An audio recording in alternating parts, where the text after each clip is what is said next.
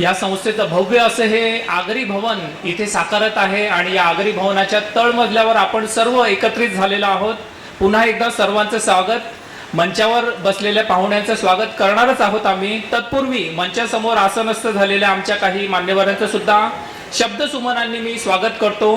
Krishna हाल्या Bhoir, भाईंदरपाडा Thane, Chandrakant शिनवार Bhoir, भाईंदरपाडा Thane, Kailas Pandurang Mhatre, Bhayandar, Shantaram Kashinath Thakur, Keshav घरजी Ghodbunder, Gajanan Bhoir, महेर Kashinath Mhatre, R के डेकोरेटरचे आमचे सुभाष किणी, Narendra कमळाकर Patil, Harish Patil खारीगाव, doctor Rohidas Bhoir राई, रोहिदास रामचंद्र भोईर गोडदेव, किरण Mhatre Juchandra, advocate Pravin Patil मुर्धा आणि मिलिंद पाटील हे आपल्यामध्ये उपस्थित आहेत मंचासमोर।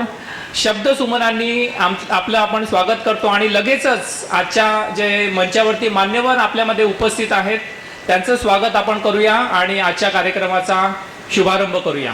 भव्य असे या आगरी भवन साकारत आहेत।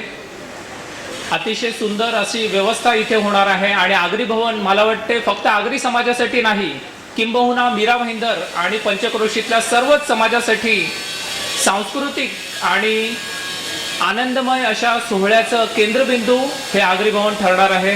आणि या आगरी भवनाच्या वास्तूमध्ये निरंतर आम्ही अनेक उपक्रम राबवत असतो। आताच भव्य अशा आगरी महोत्सवाचं आयोजन सुद्धा याच वास्तूच्या प्रांगणात आम्ही केलं होतं।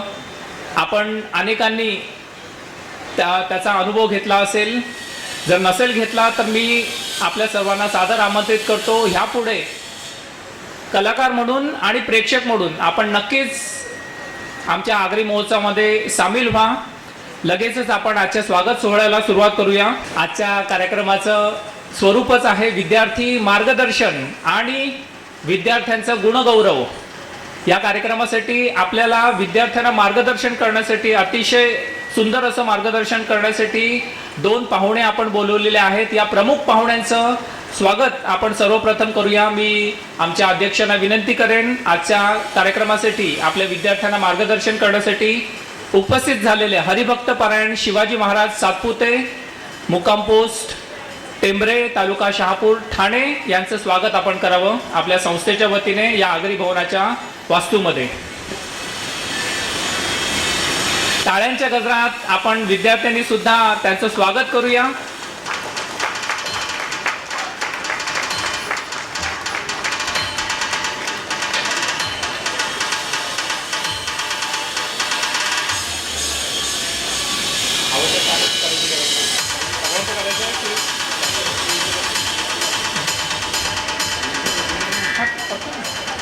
लगेच मी आमच्या अध्यक्षांना विनंती करेन आजचे आपले दुसरे प्रमुख वक्ते जे विद्यार्थ्यांना त्यांच्या करिअर बद्दल मार्गदर्शन करण्यासाठी आपल्यामध्ये उपस्थित झालेले आहेत, सीए विनय नंदकुमार भोईरजी आपल्यामध्ये उपस्थित आहेत। त्यांचं स्वागत आपण करावं अशी नम्र विनंती।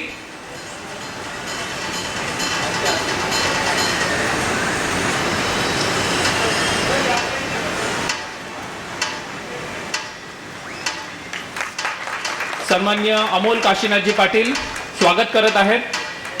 अतिशय युवा आणि अतिशय उत्साही असे आपले दुसरे प्रमुख पाहुणे विनय नंदकुमारजी भोईर।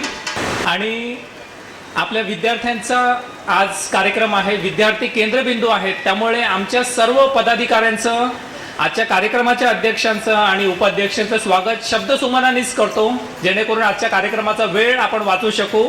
आणि लगेचच टाळ्या झाल्या पाहिजे सर्व आपल्या मान्यवरांसाठी जे आपल्यासाठी वेळ काढून इथे उपस्थित झालेले आहेत। आजच्या कार्यक्रमाचं स्वरूप आहे की विद्यार्थ्यांचं मार्गदर्शन आणि त्यासाठी दोन अतिशय सुंदर असे वक्ते पाहुणे आपल्यामध्ये उपस्थित झालेले आहेत। त्याचबरोबर या वास्तू भव्य संकुलाच्या उभारणीसाठी ज्यांनी देणगी रूपाने मदत केलेली आहे अशा काही देणगीदारांचा सुद्धा आपण आज सत्कार करणार आहोत। आणि कार्यक्रमाचा क्लायमॅक्स विद्यार्थी ज्या विद्यार्थ्यांनी 10वी 12वी आणि त्याच्यावरचे जे उच्च शिक्षण आहे, मग ते पदवी असेल पदव्युत्तर असेल, ज्यांनी आपल्या यशाने उल्लेखनीय कामगिरी केलेली आहे अशा सर्व विद्यार्थ्यांचा गुणगौरव आपल्याला इथे करायचा आहे। तर या आजच्या कार्यक्रमासाठी पुन्हा सर्वांचं स्वागत। मी विनंती करेन आमच्या संस्थेचे सन्मान्य एकनाथजी पाटील यांना की आजच्या कार्यक्रमाचं सुंदर असं प्रास्ताविक आपण करावं. धन्यवाद.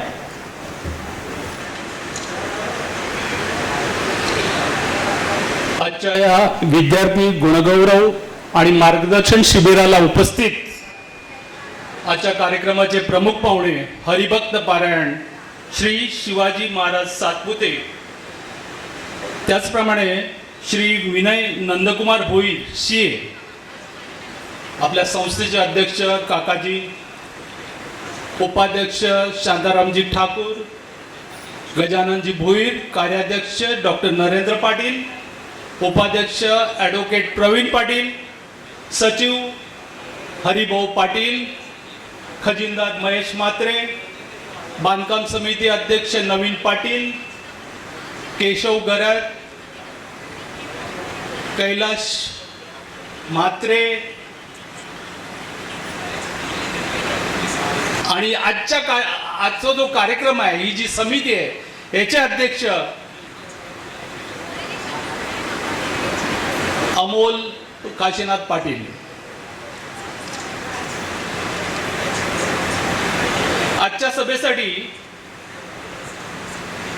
उपस्थित व्यासपीठावरील सर्व आदरणीय मान्यवर पाहुणे, आमचे उदार देणगीदार पालकवर्ग आणि समाजाचे उज्ज्वल भविष्य असलेले माझे प्रिय विद्यार्थी,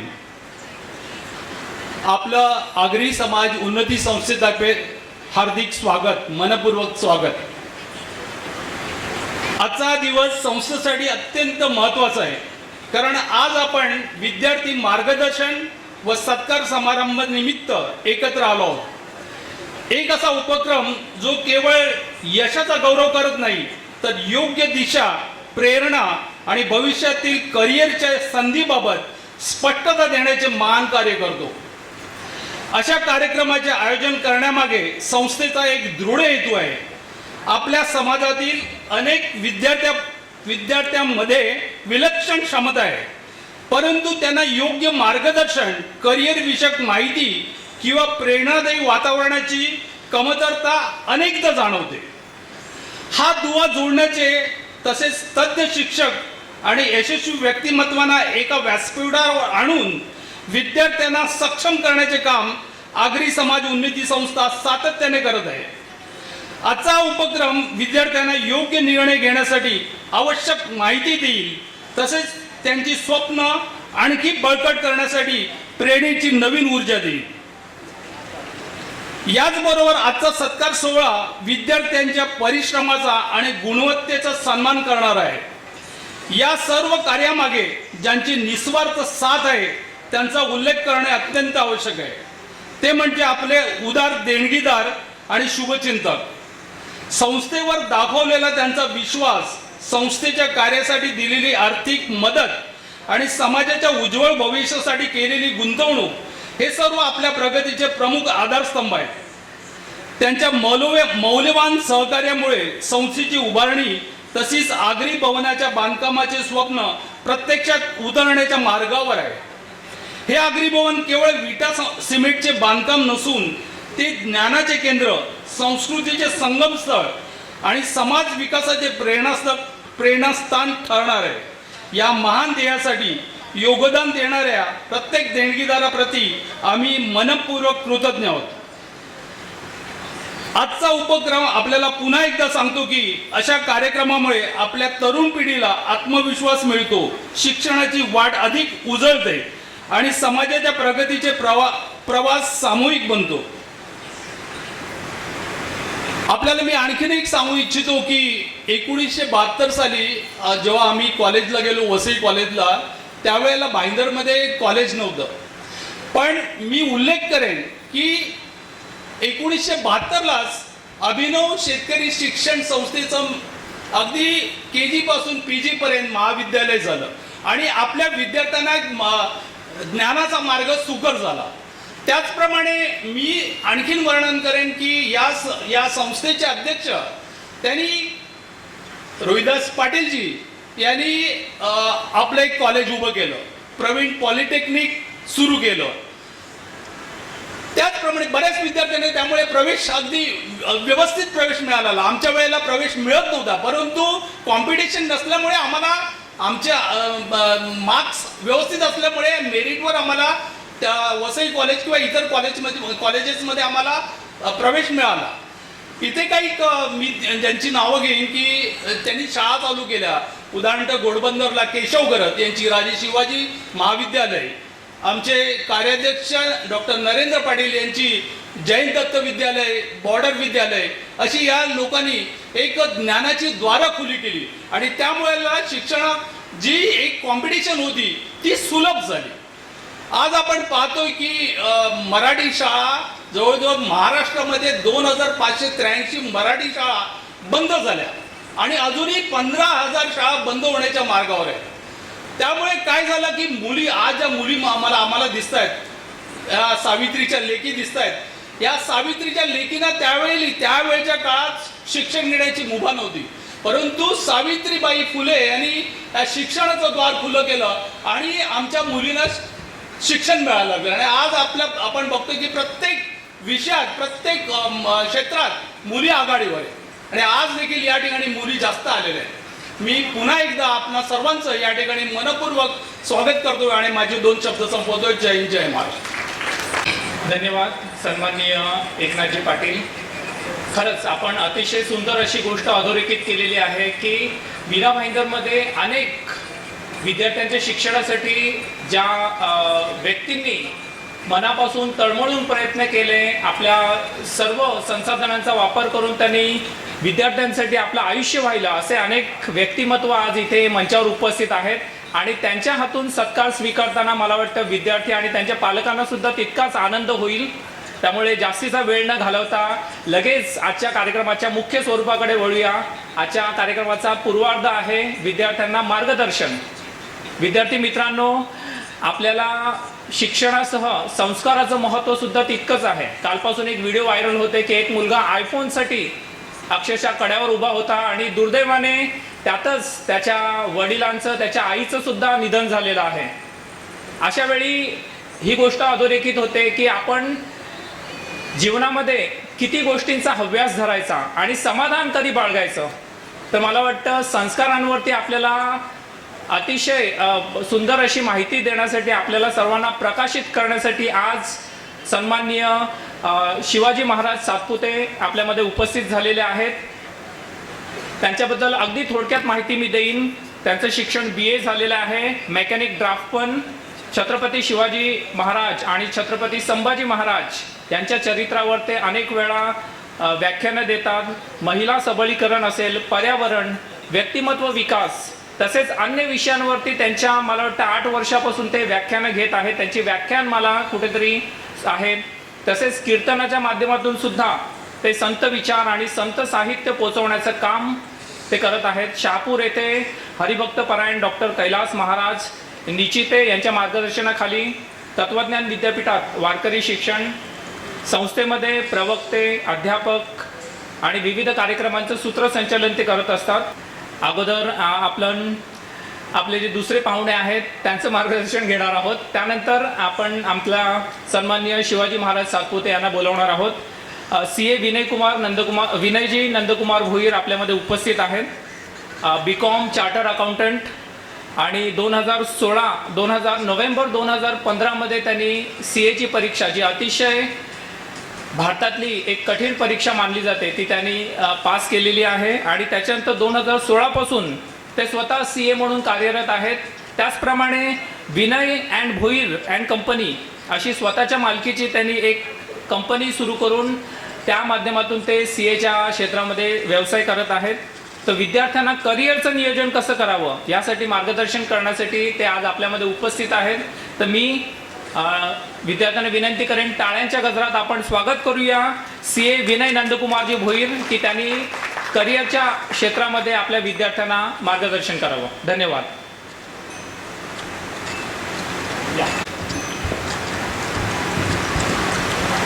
मंचावर उपस्थित सर्व मान्यवर, आगरी समाज उन्नती संस्थेचे सर्व पदाधिकारी, समोर बसलेले सर्व गुणवंत विद्यार्थी आणि त्यासोबत उपस्थित सर्वांना मी आधी नमस्कार करतो. आज हा विद्यार्थी गुणगौरव सोहळा जो आपल्या संस्थेतर्फे आयोजित केला जात आहे हा अतिशय स्तुत्य असा उपक्रम आहे हे मी आधी नमूद करेन. कारण आगरी समाजाचा विकास किंवा आगरी समाजाचं उद्दिष्ट, उन्नतीचं उद्दिष्ट आपण ज्यावेळी साधतोय आणि हे उद्दिष्ट साधत असताना आपली जी पुढची पिढी आहे, आपले जे विद्यार्थी आहेत, त्यांच्या कलागुणांना वाव देणं, त्यांच्या कलागुणांना वाव देणं, त्यांच्या गुणवत्तेला प्रोत्साहन देणं, या गोष्टी अत्यंत गरजेच्या आहेत. कारण या गोष्टीमुळे आपला पुढचा समाज घडणार आहे. आणि त्यासाठी आज हा जो कार्यक्रम आयोजित केला आहे त्यात मला आमंत्रित केलं त्याबद्दल मी आपल्या संस्थेचे मनापासून आभार व्यक्त करीन. कारण एक माझाही पर्सनल एक अनुभव आहे. अगदी मी एक शैक्षणिक कारकीर्द माझी असेल किंवा 2015ला ज्यावेळी मी CA झालो त्यानंतर मी जवळपास 10 वर्षात स्वतःची प्रॅक्टिस करतोय. अगदी माझं प्रोफेशनल करिअरसुद्धा असेल. या सर्व गोष्टींमध्ये माझे काही पर्सनल अनुभवसुद्धा आहेत, माझे पर्सनल ऑब्झर्वेशन्स आहेत. विशेषतः आपल्या समाजाशी निगडीत किंवा आपल्या समाजातील विद्यार्थ्यांशी निगडीत त्यांच्या मानसिकतेबद्दल माझे काही ऑब्झर्वेशन्स आहेत. याबद्दल विचार व्यक्त करायची नेहमीच इच्छा एक मनात होती आणि आज या निमित्ताने मला ती विचार व्यक्त करण्याची संधी मिळते. त्याबद्दल मी सर्वप्रथम आपल्या संस्थेचे नक्कीच आभार मानेन. तुम्हाला मार्गदर्शन करताना सर्वप्रथम मी सर्वांचं मनापासून अभिनंदन करतो. आज बरेच जण 10वी किंवा 12वीच्या महत्त्वाच्या परीक्षेत तुम्ही उत्तीर्ण झालात. या परीक्षा म्हणजे आपल्या एक शैक्षणिक आयुष्यातला एक महत्त्वाचा टप्पा आहे. पण एक लक्षात असू द्या की या परीक्षा ज्यावेळी तुम्ही पास होता त्यावेळी ही शैक्षणिक प्रवासातली एक फक्त टप्पा आहे. कारण तुमचा खरा प्रवास किंवा एक महत्त्वाचा आणि मोठा शैक्षणिक प्रवास हा इथून ह्यापुढे चालू होणार आहे. त्यामुळे हा जो क्षण सगळ्यांसाठी जो आहे तो अत्यंत महत्त्वाचा आहे. कारण आतापर्यंत जर तुम्ही बऱ्यापैकी बघितलं तर तुम्ही सर्व एकत्र होतात, जवळपास सर्वांचा अभ्यासक्रमसुद्धा एकत्र होता. पण यापुढे तुम्ही कोणती दिशा निवडता, कोणत्या क्षेत्रात करिअर करता, कोणता करिअरचा ऑप्शन निवडता, या गोष्टीवर तुमचा पुढचा अभ्यासक्रम ठरलेला असेल आणि तुमची पुढची दिशा ठरलेली असेल. त्यामुळे आत्ता जो तुम्ही निर्णय घ्याल पुढे तुम्हाला कोणता करिअर ऑप्शन घ्यायचा आहे, कुठे तुम्हाला करिअर करायचं आहे, यावर तुमचं भविष्य अवलंबून असेल. त्यामुळे हा निर्णय घेताना अगदी योग्य रीतीने झाला पाहिजे. ज्या पद्धतीने आज जग झपाट्याने पुढे चाललंय, ज्या वेगाने जग पुढे चाललंय, रोज नवीन नवीन टेक्नॉलॉजी आज या जगात येते, नवीन व्यवसाय येत आहेत, अर्थव्यवस्था बदलते, अगदी आर्टिफिशियल इंटेलिजन्सचा वापर दैनंदिन जीवनात वाढत चाललेला आहे. आणि या गोष्टीमुळे होतंय काय, या सर्व घडामोडींमुळे अगदी नवनवीन संधी, नवनवीन करिअर ऑप्शन रोज निर्माण होत आहेत. पण त्यासोबत काही जुन्या वाटा आहेत, काही जुने करिअर ऑप्शन आहेत, ते पण बदलत चाललेले आहेत, ते बंद होत चाललेले आहेत. अगदी याबद्दल रिसेंट उदाहरण द्यायचं झालं तर आर्टिफिशियल इंटेलिजन्सचं घ्या. कदाचित तुम्ही रिसेंटली बातम्यांमध्ये किंवा कुठेतरी वाचलंही असेल की मोठ्या मोठ्या IT कंपनी आहेत, अगदी गुगलसारखी असेल, इन्फोसिससारखी असेल, त्यांनी अगदी रातोरात अगदी शॉर्ट नोटीसवर बरेचसे एम्प्लॉईजला आपल्या कामावरून काढून टाकलं होतं. याचं एक कारण म्हणजे ते आर्टिफिशियल इंटेलिजन्स.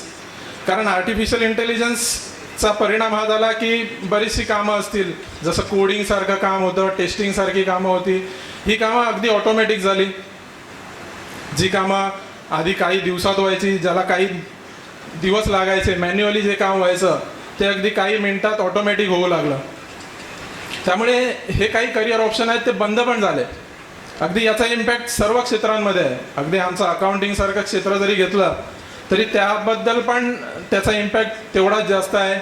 जे अकाउंटिंगचं काम आधी मॅन्युअली आम्ही करायचो, सॉफ्टवेअरमध्ये मॅन्युअली एंट्रीज व्हायच्या, पण ते आज या तंत्रज्ञानामुळे अगदी ऑटोमॅटिक झालेलं आहे. एखादी PDF फाईल आपण सॉफ्टवेअरमध्ये अपलोड केली तर ते ऑटोमॅटिक सगळ्या एंट्री होत आहेत. त्यामुळे या गोष्टींचं भान ठेवून आपल्याला पुढचा करिअर ऑप्शन निवडायला लागेल. कारण या गोष्टी तितक्याच महत्त्वाच्या आहेत. ज्या पद्धतीने आपण आज विचार करतो, विशेष करून आपल्या आगरी समाजातली मुलं, आगरी समाजातले विद्यार्थी ज्या पद्धतीने विचार करतात ते एका पारंपरिक चौकटीत राहण्याचा प्रयत्न करतात, त्या पलीकडे येण्याचा ते प्रयत्न करत नाहीत. ही एक महत्त्वाची गोष्ट आहे. कारण मी बऱ्याच वेळेला बघितलेलं आहे की आपली मुलं असतात ना, त्यांना पुढची काही माहितीच नसते, त्यांना चांगलं मार्गदर्शन नसतं किंवा पुढे काय करायचं आहे ह्याचं नॉलेज बऱ्याचदा कमीच असतं.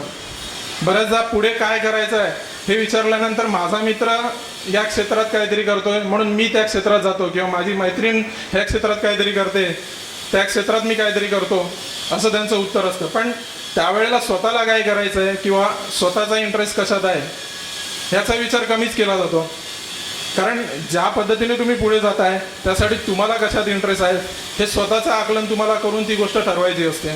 त्यामुळे त्या पारंपरिक चौकटीतून बाहेर येणं हे अगदी गरजेचं आहे. ज्या पद्धतीने मी म्हणतोय की पारंपरिक चौकटीच्या बाहेर येणं किंवा काहीतरी विशेष किंवा काही स्पेशल करणं, जसं या आज ग्रॅज्युएशनचा विषय मी घेतला तर ग्रॅज्युएशनला आज अगदी कोणत्याही इंडस्ट्रीमध्ये कोणताच वाव नाही आहे. नाही, अगदीच ती डिग्री, त्या डिग्रीसुद्धा स्वतः ॲक्च्युअल डिग्री आहेत, पण आज BCom सारखी गोष्ट घेतली, BA बोललात, BSc बोललात, BF बोललात, या सर्व ज्या डिग्रीज आहेत ग्रॅज्युएशन लेवलच्या, एवढं करून तुम्ही जर मार्केटमध्ये जाल, एखादी नोकरी घ्यायला जाल तर पहिली गोष्ट म्हणजे ती नोकरी मिळणं कठीण आहे. आणि ती नोकरी जरी मिळाली तरी त्यावर तुमचा पुढचा उदरनिर्वाह करणं हेही तितकंच अवघड आहे. त्यामुळे आजच्या काळाची गरज जी आहे ती म्हणजे तुम्हाला काहीतरी स्पेशल किंवा काही विशेष करणं हे नक्कीच गरजेचं आहे. आणि ज्यावेळी मी बोलतो की हे विशेष किंवा काहीतरी स्पेशल करणं म्हणजे मग डॉक्टर होणं, इंजिनियर होणं, CA होणं किंवा वकील होणं, या 4च किंवा 5च गोष्टी नाही आहेत. कारण हा पण एक युजली आपला जनरली विचार असतो की जेव्हा जेव्हा आपण काहीतरी उच्च शिक्षण घ्यायची गोष्ट करतो किंवा चांगलं शिकायचं बोलतो तेव्हा जनरली सर्व लोकांच्या मनात या 4 ते 5 गोष्टीच येतात. पण त्या पलीकडे आपण कधी विचारच करत नाही, कारण दुनिया, जग एवढं प्रगत झालेलं आहे की त्या पलीकडेही कित्येक ऑप्शन आज निर्माण झालेले आहेत. अगदी मी कॉमर्सचा जरी विचार केला तरी कॉमर्समध्ये फक्त CA ही एकच डिग्री नाही आहे, त्या व्यतिरिक्त CS सारखी गोष्ट असेल, कंपनी सेक्रेटरी सारखं ऑप्शन आहेत, अगदी कॉस्ट अकाउंटंट सारखं ऑप्शन आहे, इन्व्हेस्टमेंट बँकिंग सारखे ऑप्शन आहेत, असे अनेक ऑप्शन आहेत. सायन्सची गोष्ट केली तर डॉक्टर आणि इंजिनियर हे एवढेच पर्याय त्या ठिकाणी नाही आहेत. आज टेक्नॉलॉजी एवढी प्रगत झालं आहे, डेटा सायन्स सारखी गोष्ट आज त्या ठिकाणी आहे, आर्टिफिशियल इंटेलिजन्सचा मी उल्लेख केलाच, बायोटेक्नॉलॉजी आहे, स्पेस टेक्नॉलॉजी आहे, सायबर सिक्युरिटी आहे. आज ज्या प्रमाणात सायबर फ्रॉड होत आहेत त्या पद्धतीने सायबर सिक्युरिटीचं जे क्षेत्र आहे ते पण अतिशय वेगाने डेव्हलप होतं आहे. त्यामुळे या सर्व गोष्टी करताना या सर्व गोष्टींचं नॉलेज, या सर्व गोष्टींची माहिती आपल्याला असणं खूप गरजेचं आहे. अगदी मला पर्सनली जरी विचारलं, माझं वैयक्तिक मत यावर विचारलं आणि माझं सजेशन विचारलं तर मी आवर्जून सर्वांना सिव्हिल सर्व्हिसेस एक्झाम सारख्या गोष्टींचा नक्कीच विचार करायला सांगेल. कारण UPSC आणि MPSC सारख्या ज्या परीक्षा आहेत, अगदी या परीक्षेत आपली मुलं फार कमी आहेत. मुळात आपली मुलं म्हणण्यापेक्षा मराठी मुलंच या परीक्षेत कमी आहेत असं मला वाटतं.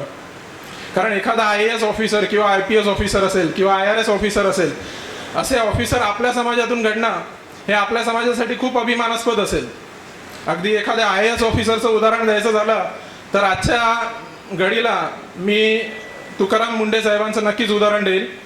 ज्या पद्धतीने आज FDA कमिशनर म्हणून ते काम करतायत, म्हणजे एक IAS ऑफिसर काय बदल करू शकतो किंवा IAS ऑफिसरकडे काय पॉवर असते हे त्यांना बघून आपल्याला कळू शकतं. त्यामुळे अशा व्यक्तींचं उदाहरण घेऊन, अशा व्यक्तींचा आदर्श आपण घेऊन या सिव्हिल सर्व्हिसेस सारख्या एक्झाममध्ये का प्रयत्न करू शकत नाही. आणि अगदीच एखादा IAS ऑफिसर आपल्या समाजातून घडणं हे आपल्या समाजासाठी अभिमानास्पद तर आहेच, पण अगदी आपल्या समाजाच्या विकासासाठी सुद्धा तेवढंच महत्त्वाचं आहे. कारण एक IAS ऑफिसर राष्ट्रीय किंवा राज्यस्तरीय पातळीवर काही महत्त्वाचे निर्णय घेण्यामध्ये त्यांचा सहभाग असतो आणि ज्यावेळी ते निर्णय घेतले जातील त्यावेळी आपल्या समाजाचं प्रतिनिधित्व करण्याची संधीसुद्धा त्यांना अवलंबून होईल. त्यामुळे या गोष्टींच्या विचाराकडे पण आपला कल आपण नेला पाहिजे.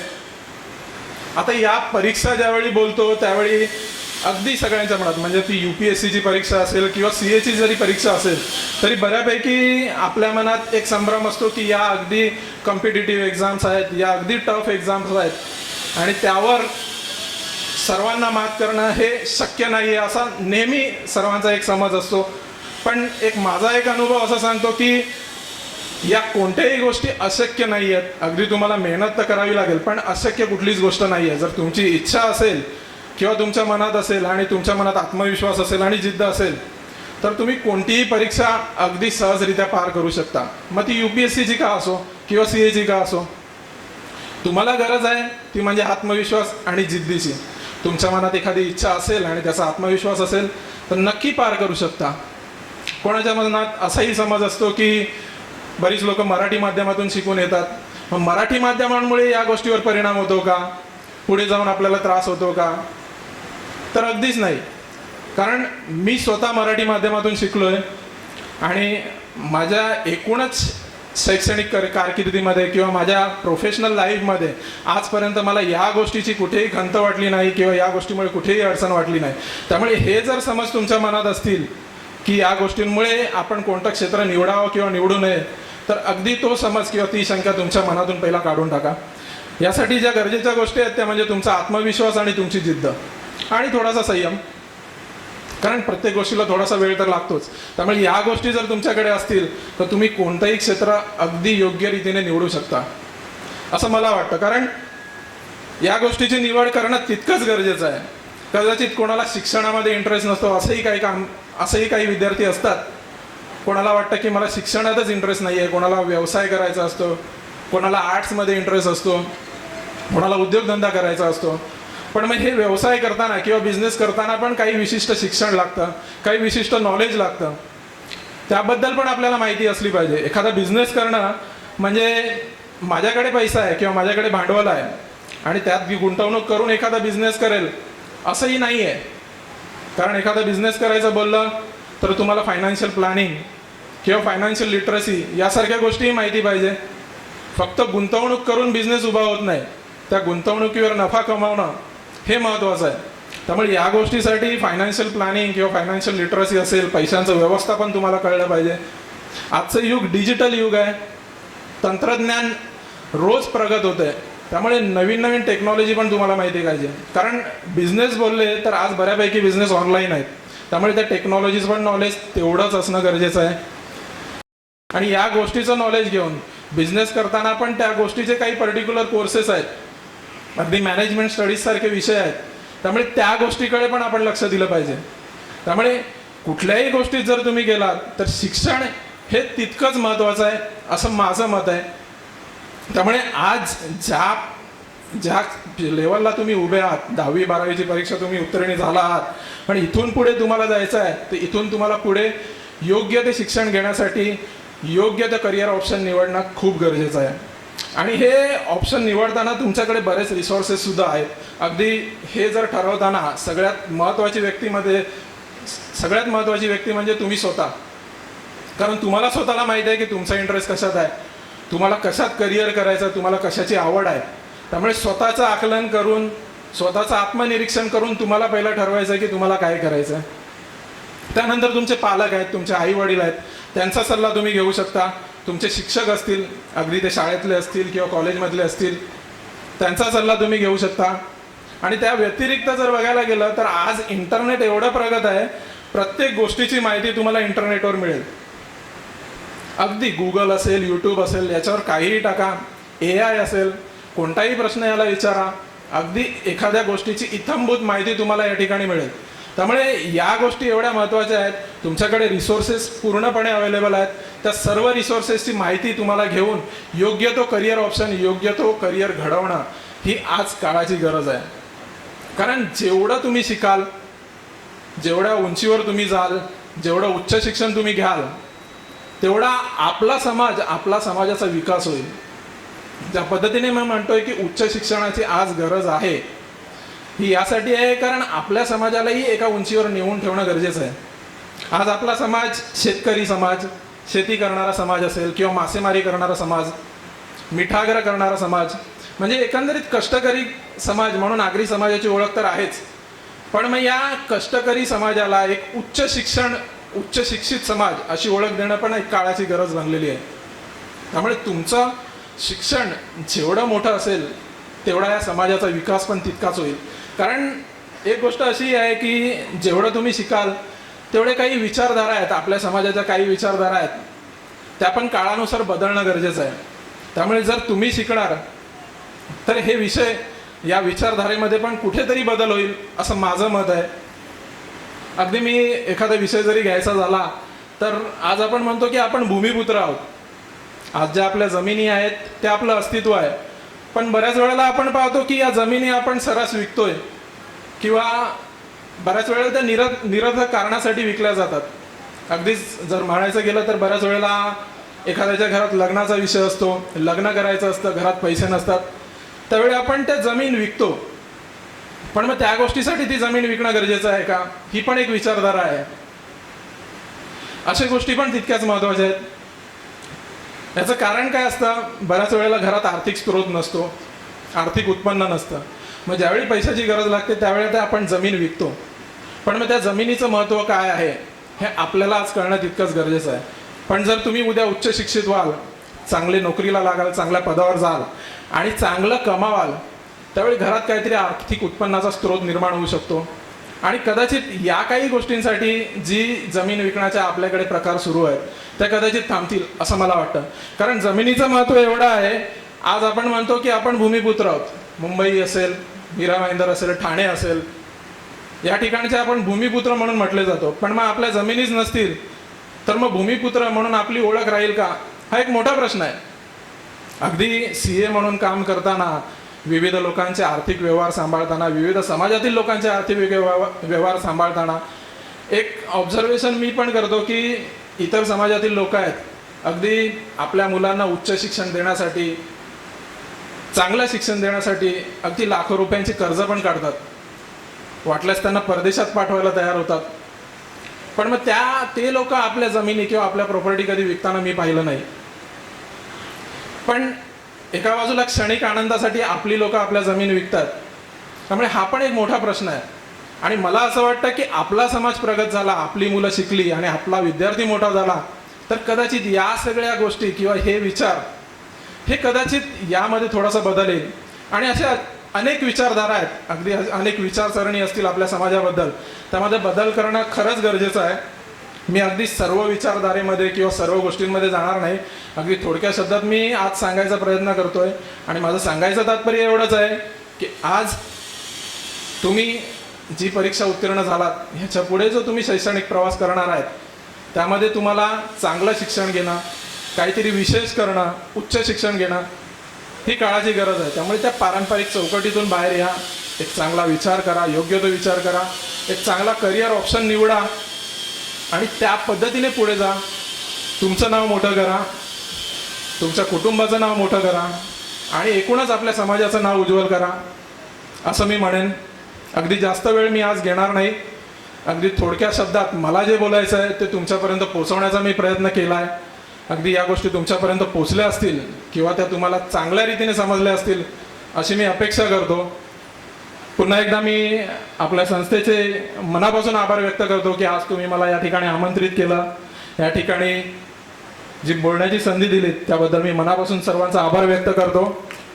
तुम्हालाही मी पुन्हा एकदा मनापासून शुभेच्छा देतो. पुढील वाटचालीसाठी तुम्हाला शुभेच्छा देतो. आज सर्व तुम्ही या ठिकाणी बसलेला आहात, पण पुढे काही वर्षानंतर कदाचित तुम्ही सर्वजण मंचावर बसलेला असतील अशी अपेक्षा देखील व्यक्त करतो. यासोबत सर्वांचे आभार मानून मी सर्वांना धन्यवाद मानतो. जय हिंद, जय महाराष्ट्र, जय आगरी. धन्यवाद. आपल्या या आगरी भवनाच्या भव्य वास्तूसाठी ज्यांचं योगदान आपल्याला लाभलेलं आहे असे एक देणगीदार आपल्यामध्ये उपस्थित आहेत. देवेंद्र पोपटलाल शहा जी आपल्यामध्ये उपस्थित आहेत. हरिभक्त पारायण शिवाजी महाराज सातपुते यांना नम्र विनंती, आपण संस्थेतर्फे त्यांचा सत्कार करावा.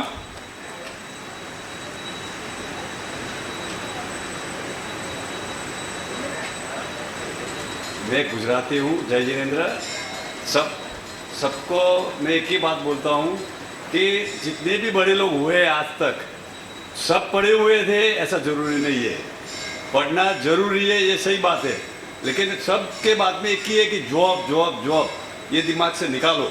आने वाले टाइम जो सर ने बताया कि AI का है, तो AI में कभी भी किसी की भी जॉब जा सकती है. अपने को थोड़ा बहुत अपना जो बिजनेस है उसको, गुजरातियों ने कोई ठेका लेके नहीं रखा है बिजनेस करने के लिए. अपने को भी सब सीखो, कोई भी चीज़ सीखोगे.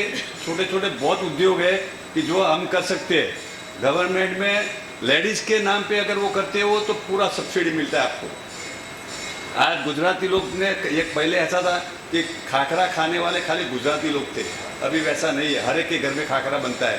कभी आपने देखा है कि वो खाकरा बनाने में ऑटोमेटिक मशीन आ चुका है, रोज का 300 किलो खाकरा बनता है, तो उसके ऊपर कितना परिवार पलेगा। मैं गुजराती हूँ, मैं 27 गांव का प्रेसिडेंट हूँ, मैं भी, हम लोग का भी यही काम है सबको समझाने का, एक कि जिसको समझ में नहीं आ रहा उसको बोलो। आज आप बोले कि पढ़ाई के लिए जमीन नहीं बेचने का, हर एक संस्था से गवर्नमेंट से पैसा मिलता है, वो एक कमेटी ऐसा बनाने का कि वो किसी को भी मार्गदर्शन चाहिए, लोन की जरूरत है पढ़ने के लिए, तो वो 2 व्यक्ति के पास जावे, वो उसको मार्गदर्शन देवे। कोई जमीन किसी का नहीं बिकना चाहिए, जमीन लेना चाहिए, बिकना नहीं चाहिए अपना। तो ये काफ़ी चीज़ छोटी छोटी चीज़ों है, अगर उसको बच्चों को सिखाओ कि अंदर से जॉब पे नहीं, वो जॉब कभी भी चले जाएगी लोगों की, छोटा मोटा भी धंधा करेंगे। ये आप बोलते हैं वड़ा पाव, तो वड़ा पाव को वो भी एक छोटा ही धंधा था ना, आज उसने पढ़े हुए लड़के ने आके उसको जम्बो वड़ा पाव बना दिया उसको। ऐसे कितना छोटा छोटा बिजनेस है, तो धीरूभाई अंबानी पढ़ा हुआ नहीं है, वो अंदर से डेयरिंग होना चाहिए खाली। तो वो बच्चों को सिखाओ कि छोटे छोटे धंधे हैं, बिजनेस है, उनको उसका एक कमेटी बनाओ अलग से कि अपन लोग छोटे छोटे बिजनेस में क्या कर सकते हैं, उसका एक कमेटी बना के एक फाइनेंस कमेटी बनाओ कि भाई वहाँ से कोई, देखो हम गुजराती तो एक ही बात बोलता हूँ कि तख्ती लगाया वो नाम सालों साल रहेगा, सालों साल तक रहेगा, अपन क्या कमाया उसका कोई वैल्यू नहीं है रहेगा, बच्चे मजा करेंगे पैसे से, लेकिन ये जो अपन तख्ती मारेंगे वो सालों साल तक दिखेगा। सबको अंदर से होना चाहिए कि समाज है, समाज के लिए कुछ करना चाहिए। मैं भी भगवान की मेहरबानी से काफ़ी पैसा खर्चा करता हूँ, और काका और मेरा फैक्ट्री का एक ही दीवार है हम लोग का, और हम करीब 40 साल से हम पड़ोसी है काका के साथ में। एक भी प्रसंग ऐसा नहीं कि काका हमारे उधर नहीं आवे या हम काका के उधर नहीं आवे। उसके लिए सबको हाथ जोड़ के विनती करता हूँ, बच्चों को खाली पढ़ाई नहीं कराओ, लेकिन साथ में छोटा मोटा बिजनेस का भी उसको ज्ञान दो, और उसके लिए आप एक कमेटी बनाइए। मैं आपको बोलता हूँ, और कभी भी जरूरत पड़ेगी मैं काका के साथ हाजिर हूँ। जय जिनेंद्र। त्यानंतर लगेच आजच्या आपले दुसरे प्रमुख वक्ते हरिभक्त पारायण शिवाजी महाराज सातपुते यांना मी आमंत्रित करेन, कृपया आपण आमच्या विद्यार्थ्यांना मार्गदर्शनाचा लाभ द्यावा। प्रदीपचंद्रलेखेव वर्धिष्णुर्विश्ववंदिता सहसोनो शिवशैषा मुद्रा भद्राय राजते। आता अभिनव वाग्विलासिनी जे चातुर्यार्थ कलाकामिनी ती शारदा विश्वमोहिनी नमस्कारिली मिया। श्री शारदेला नमन करतो। आज अतिशय आनंदाचा असा हा दिवस आहे। आगरी समाज उन्नती संघाच्या माध्यमातून, या संस्थेच्या माध्यमातून विद्यार्थी गुणगौरव समारंभ या कार्यक्रमाच्या निमित्तानं आपण सर्वजण उपस्थित आहोत। बराच वेळ झाला, काही जणांना वाटत असेल अजून कार्यक्रम संपत नाही, आणि काही जण कार्यक्रम संपायला आला त्याच वेळेला यायला बघतात। थोडं मी अर्धा तास आपल्याशी बोलणार आहे। आपल्या हातातील मोबाईल जरा सायलेंट ठेवा, थोडे बंद करा। जोपर्यंत मोबाईल सोडून आपण बाहेर पडणार नाही ना, तोपर्यंत समाजाप्रती जगण्याची आस्था आपल्या अंतःकरणामध्ये निर्माण होणार नाही। आज आगरी समाजाच्या माध्यमातून आपला इथे गौरव केला जातो, आपल्याला या ठिकाणी पुरस्कार दिला जाणार आहे, आपल्या या ठिकाणी बक्षीस देऊन कौतुक केलं जाणार आहे। खरं तर आज मी या ठिकाणी मार्गदर्शनासाठी आलोच नाही, तर या सगळ्या समाज धोरणांचं दर्शन घेण्यासाठी आलो। आपल्या सगळ्यांचा योग मला या ठिकाणी मिळाला। आज ज्यांचं मंचावर ज्यांचा आज आता आपण विचार ऐकले, शिक्षणाची गरज किती आहे। एक सीए जे असतात ते आपल्याला आपल्या शिक्षणाच्या माध्यमातून करिअरच्या वाटा निवडत असताना त्यापासून काय नफा झाला पाहिजे आणि त्याच्यानं स्वतःचा नफा करता करता समाजाच्या हिताचा विचार कसा येईल, हा विचार विनय सरांच्या माध्यमातून आपल्याला ऐकायला मिळाला। सन्माननीय एकनाथ पाटील सरांनी प्रास्ताविक सादर केलं। ते प्रास्ताविक सादर करत असताना समाजाचा हेतू काय, या संस्थेचा उद्देश काय, हे आपल्याला समजावून सांगितलं। मंचावर ज्यांची उपस्थिती आहे ते SN पाटील कॉलेजचे सर्वा सन्माननीय रोहिदासजी पाटील साहेब, आपले सर्वांचे लाडके काकाजी, त्याचबरोबर अभिनय कॉलेजचे सन्माननीय या ठिकाणी अमोलजी पाटील सर आणि आजच्या कार्यक्रमाचे अध्यक्ष आहेत, त्याचबरोबर डॉक्टर नरेंद्रजी पाटील, मंचावरील सर्वच समाजधुरीण व्यक्तिमत्व, उपस्थित पालकवर्ग आणि विद्यार्थी बंधू आणि भगिनींनो, सह्याद्री, समुद्र आणि संस्कृती यांचा रक्षणकर्ता म्हणजे आगरी समाज आहे. या आगरी समाज आ म्हणजे आधारवर, ग म्हणजे गर्वरहित आणि री म्हणजे रीतिरिवाज जपणारा जो समाज म्हणजे हा आगरी समाज आहे. ज्या समाजामध्ये समाजाच्या कळवळल्याच्या, समाजाच्या हिताची आग ज्या शब्दामध्ये आहे, तो समाज म्हणजे आगरी समाज आहे.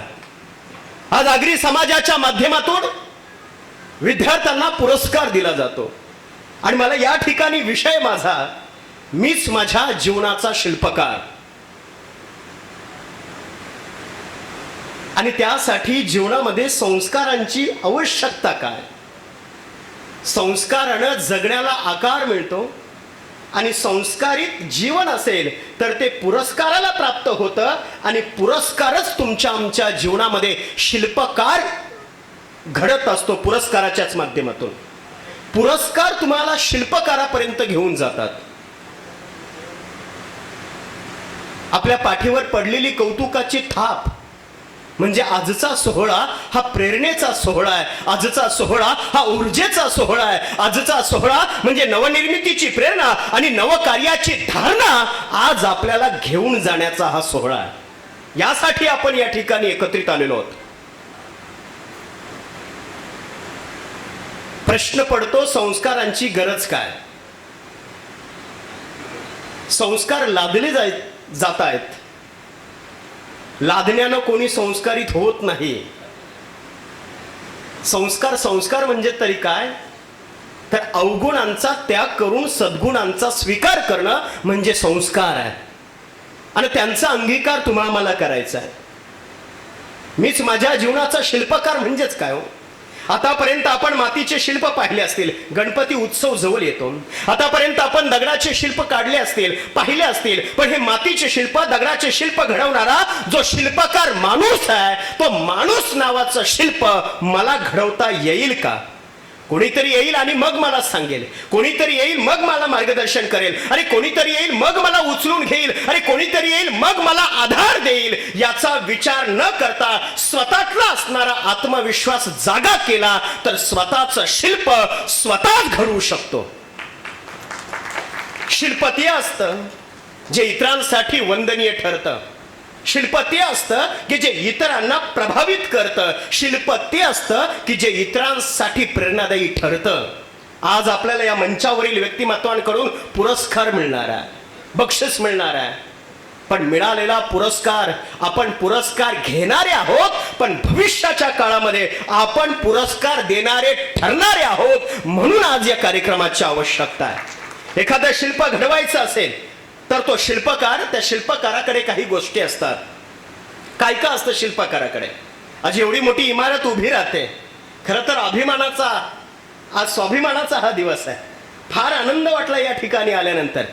केवळ ह्या सामाजिक कार्यासाठी एका समाजाची मदत नाही आहे, तर सन्माननीय पोपटलाल यांच्या सारख्या या समाज धोरणांचा देखील सहभाग आणि सहवास, त्यांचं सुद्धा योगदान या कार्यासाठी मिळत आहे.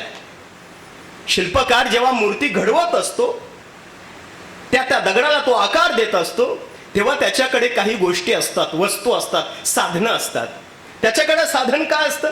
छिणी असते, हातोडी असते, मेजरमेंट टेप असते, वलंब असतो, आणि ह्या 4 साधनांच्या माध्यमातून तो त्या दगडातून शिल्प घडवत असतो. शिल्पकार दगडातून जेव्हा शिल्प घडवत असतो तेव्हा तो त्या दगडाकडे बघत नाही, दगड कसा आहे, तर ह्या असणाऱ्या ओबडधोबड दगडातून आकर्षक शिल्प कसं बाहेर पडेल याचाच तो विचार करत असतो. याच मंचावर उपस्थित असणाऱ्या समाज धुरीणांना कोण कुठल्या जातीचा आहे, कोण कुठल्या धर्माचा आहे, कोण श्रीमंत आहे, कोण गरीब आहे याचा विचार न करता प्रत्येक विद्यार्थ्याला त्याचं जीवन जगण्यासाठी प्रेरणा मिळावी म्हणून हा विद्यार्थी गुणगौरव सोहळ्याचं आयोजन आज करण्यात आलेलं आहे. आपलं भविष्याचं शिल्प घडावं, हे शिल्पकार करण्यासाठी, शिल्प घडवण्यासाठी आपल्याकडे सुद्धा 4 साधनांचा वापर आपल्याला आपल्या जीवनामध्ये करता आलं पाहिजे.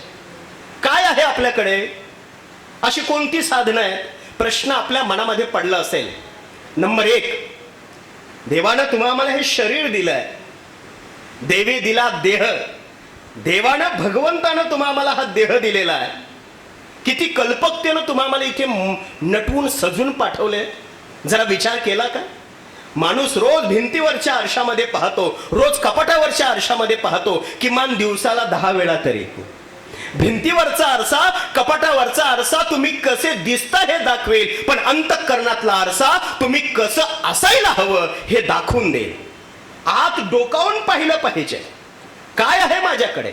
देवानं तुम्हाला दिलेले हे शरीर म्हणजे ही अनमोल भेट आहे. अहो, एखाद्याने जर वाढदिवसाला आपल्याला एखादी गिफ्ट दिली ना, किती जपून ठेवतो तिला, किती सांभाळून ठेवतो. अजूनही आपल्या पुस्तकामध्ये पिंपळाची पानं आहेत, जाळी झाले त्यांची. अजूनही मोर पीस जपून ठेवलाय हळुवार पद्धतीनं. जर एखाद्याने दिलेली गिफ्ट जर आपण इतकी जपूत असू, इतके तिला जपून ठेवत असू, तर भगवंतानं दिलेले हे शरीर रूपी जे गिफ्ट आहे याला किती जपलं पाहिजे, याला किती जपता आलं पाहिजे. आणि या देहाच्या माध्यमातून समाजाच्या हिताचा किती विचार केला पाहिजे हे आपलं आपण ठरवणं गरजेचं आहे. पहिलं साधन आहे शरीर. शिल्प घडवायचे ना, मग या देहाचा विचार केला पाहिजे. हे शरीर तुम्ही आम्हाला दिलंय, या शरीराचा वापर कशा पद्धतीने केला पाहिजे. भगतसिंगांकडे बघा, 12 वर्षाचे भगतसिंग, जालियनवाला बाग मध्ये हत्याकांड घडला तेव्हा भगतसिंग आपल्या मावशीकडे येतात आणि त्या जालियनवाला बागेतील रक्तरंजित माती आपल्या मुठीमध्ये घेतात. घरी गेल्यानंतर भगतसिंग आपल्या बहिणीला सांगतात, ताई एक फडकं घेऊन ये. त्या कापडावर रक्तरंजित माती टाकतात, त्यावर मोगऱ्याची फुलं टाकतात आणि भगतसिंग त्या मातीशी शपथ घेतात की जोपर्यंत ह्या मातीला स्वतंत्र करत नाही तोपर्यंत हा भगतसिंग स्वस्थ बसणार नाही. 12 वर्षाच्या असणाऱ्या भगतसिंगांनी ठरवून घेतलंय. संसदेमध्ये बॉम्ब हल्ला झाला, भगतसिंगांना पकडण्यात आलं आणि शिक्षा फरमावण्यात आली, सजाए मौत, फाशी. भगतसिंगांना फाशीची शिक्षा. 2 दिवसांवर फाशी आली. जेलर भगतसिंगांना पाहण्यासाठी आले. भगतसिंग व्यायाम करत बसले होते. जेलर भगतसिंगांना म्हणाला, भगत अभी तो तुझे फांसी होने वाली है और तू इधर व्यायाम कर रहा है, आता तुला फाशी होणार आहे. तू जेलर निघून गेला. दुसऱ्या दिवशी जेलर पुन्हा आला. भगतसिंग पुस्तक वाचत बसले होते. ते जेलर गोंधळला. त्याला वाटलं, अरे याला आता फाशी होणार आहे आणि हा पुस्तक वाचत बसलाय, किताबें पढ़ रहा है.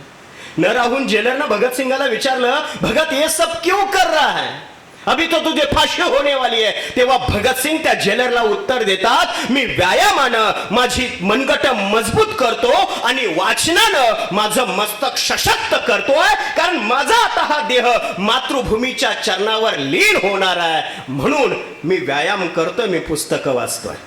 पुस्तकं वाचले की मस्तक सुधारतं आणि सुधारलेलं मस्तक कुणाचंही हस्तक होत नाही. म्हणून आम्ही पुस्तकं वाचली पाहिजेत. आज आमच्याकडे वेळ नाही आहे. दिवसाचे 13 ते 15 तास हातात मोबाईल आहे, पण 15 मिनिटं आपल्या हातामध्ये पुस्तक नाही, ही मात्र शोकांतिक आहे. तासन तास आम्ही मोबाईल घेऊन बसतो. आमच्या आयुष्याचा सगळ्यात जास्त वेळ टाइमपास जर कुठे होत असेल तर तो मोबाईल मध्ये होतो. सरांनी सांगितलं एआयचा जमाना आलाय, सगळं काही एआय क्रिएशन आलंय. लक्षात घ्या. माझ्या या ठिकाणी उपस्थित असणाऱ्या माता भगिनींना विनंती आहे, एक भाऊ म्हणून आपल्याला सांगतो की आपला कुठलाच फोटो सोशल मीडियाला अपलोड करू नका. कारण आपण जे फोटो अपलोड करतो ते नको ते असणारे ऍप उचलतात आणि आपल्या फोटो खाली घाणेरड्या कमेंट्स लिहितात आणि आपल्या इज्जतीची लक्तर आज सोशल मीडियाला ओढली जात आहेत.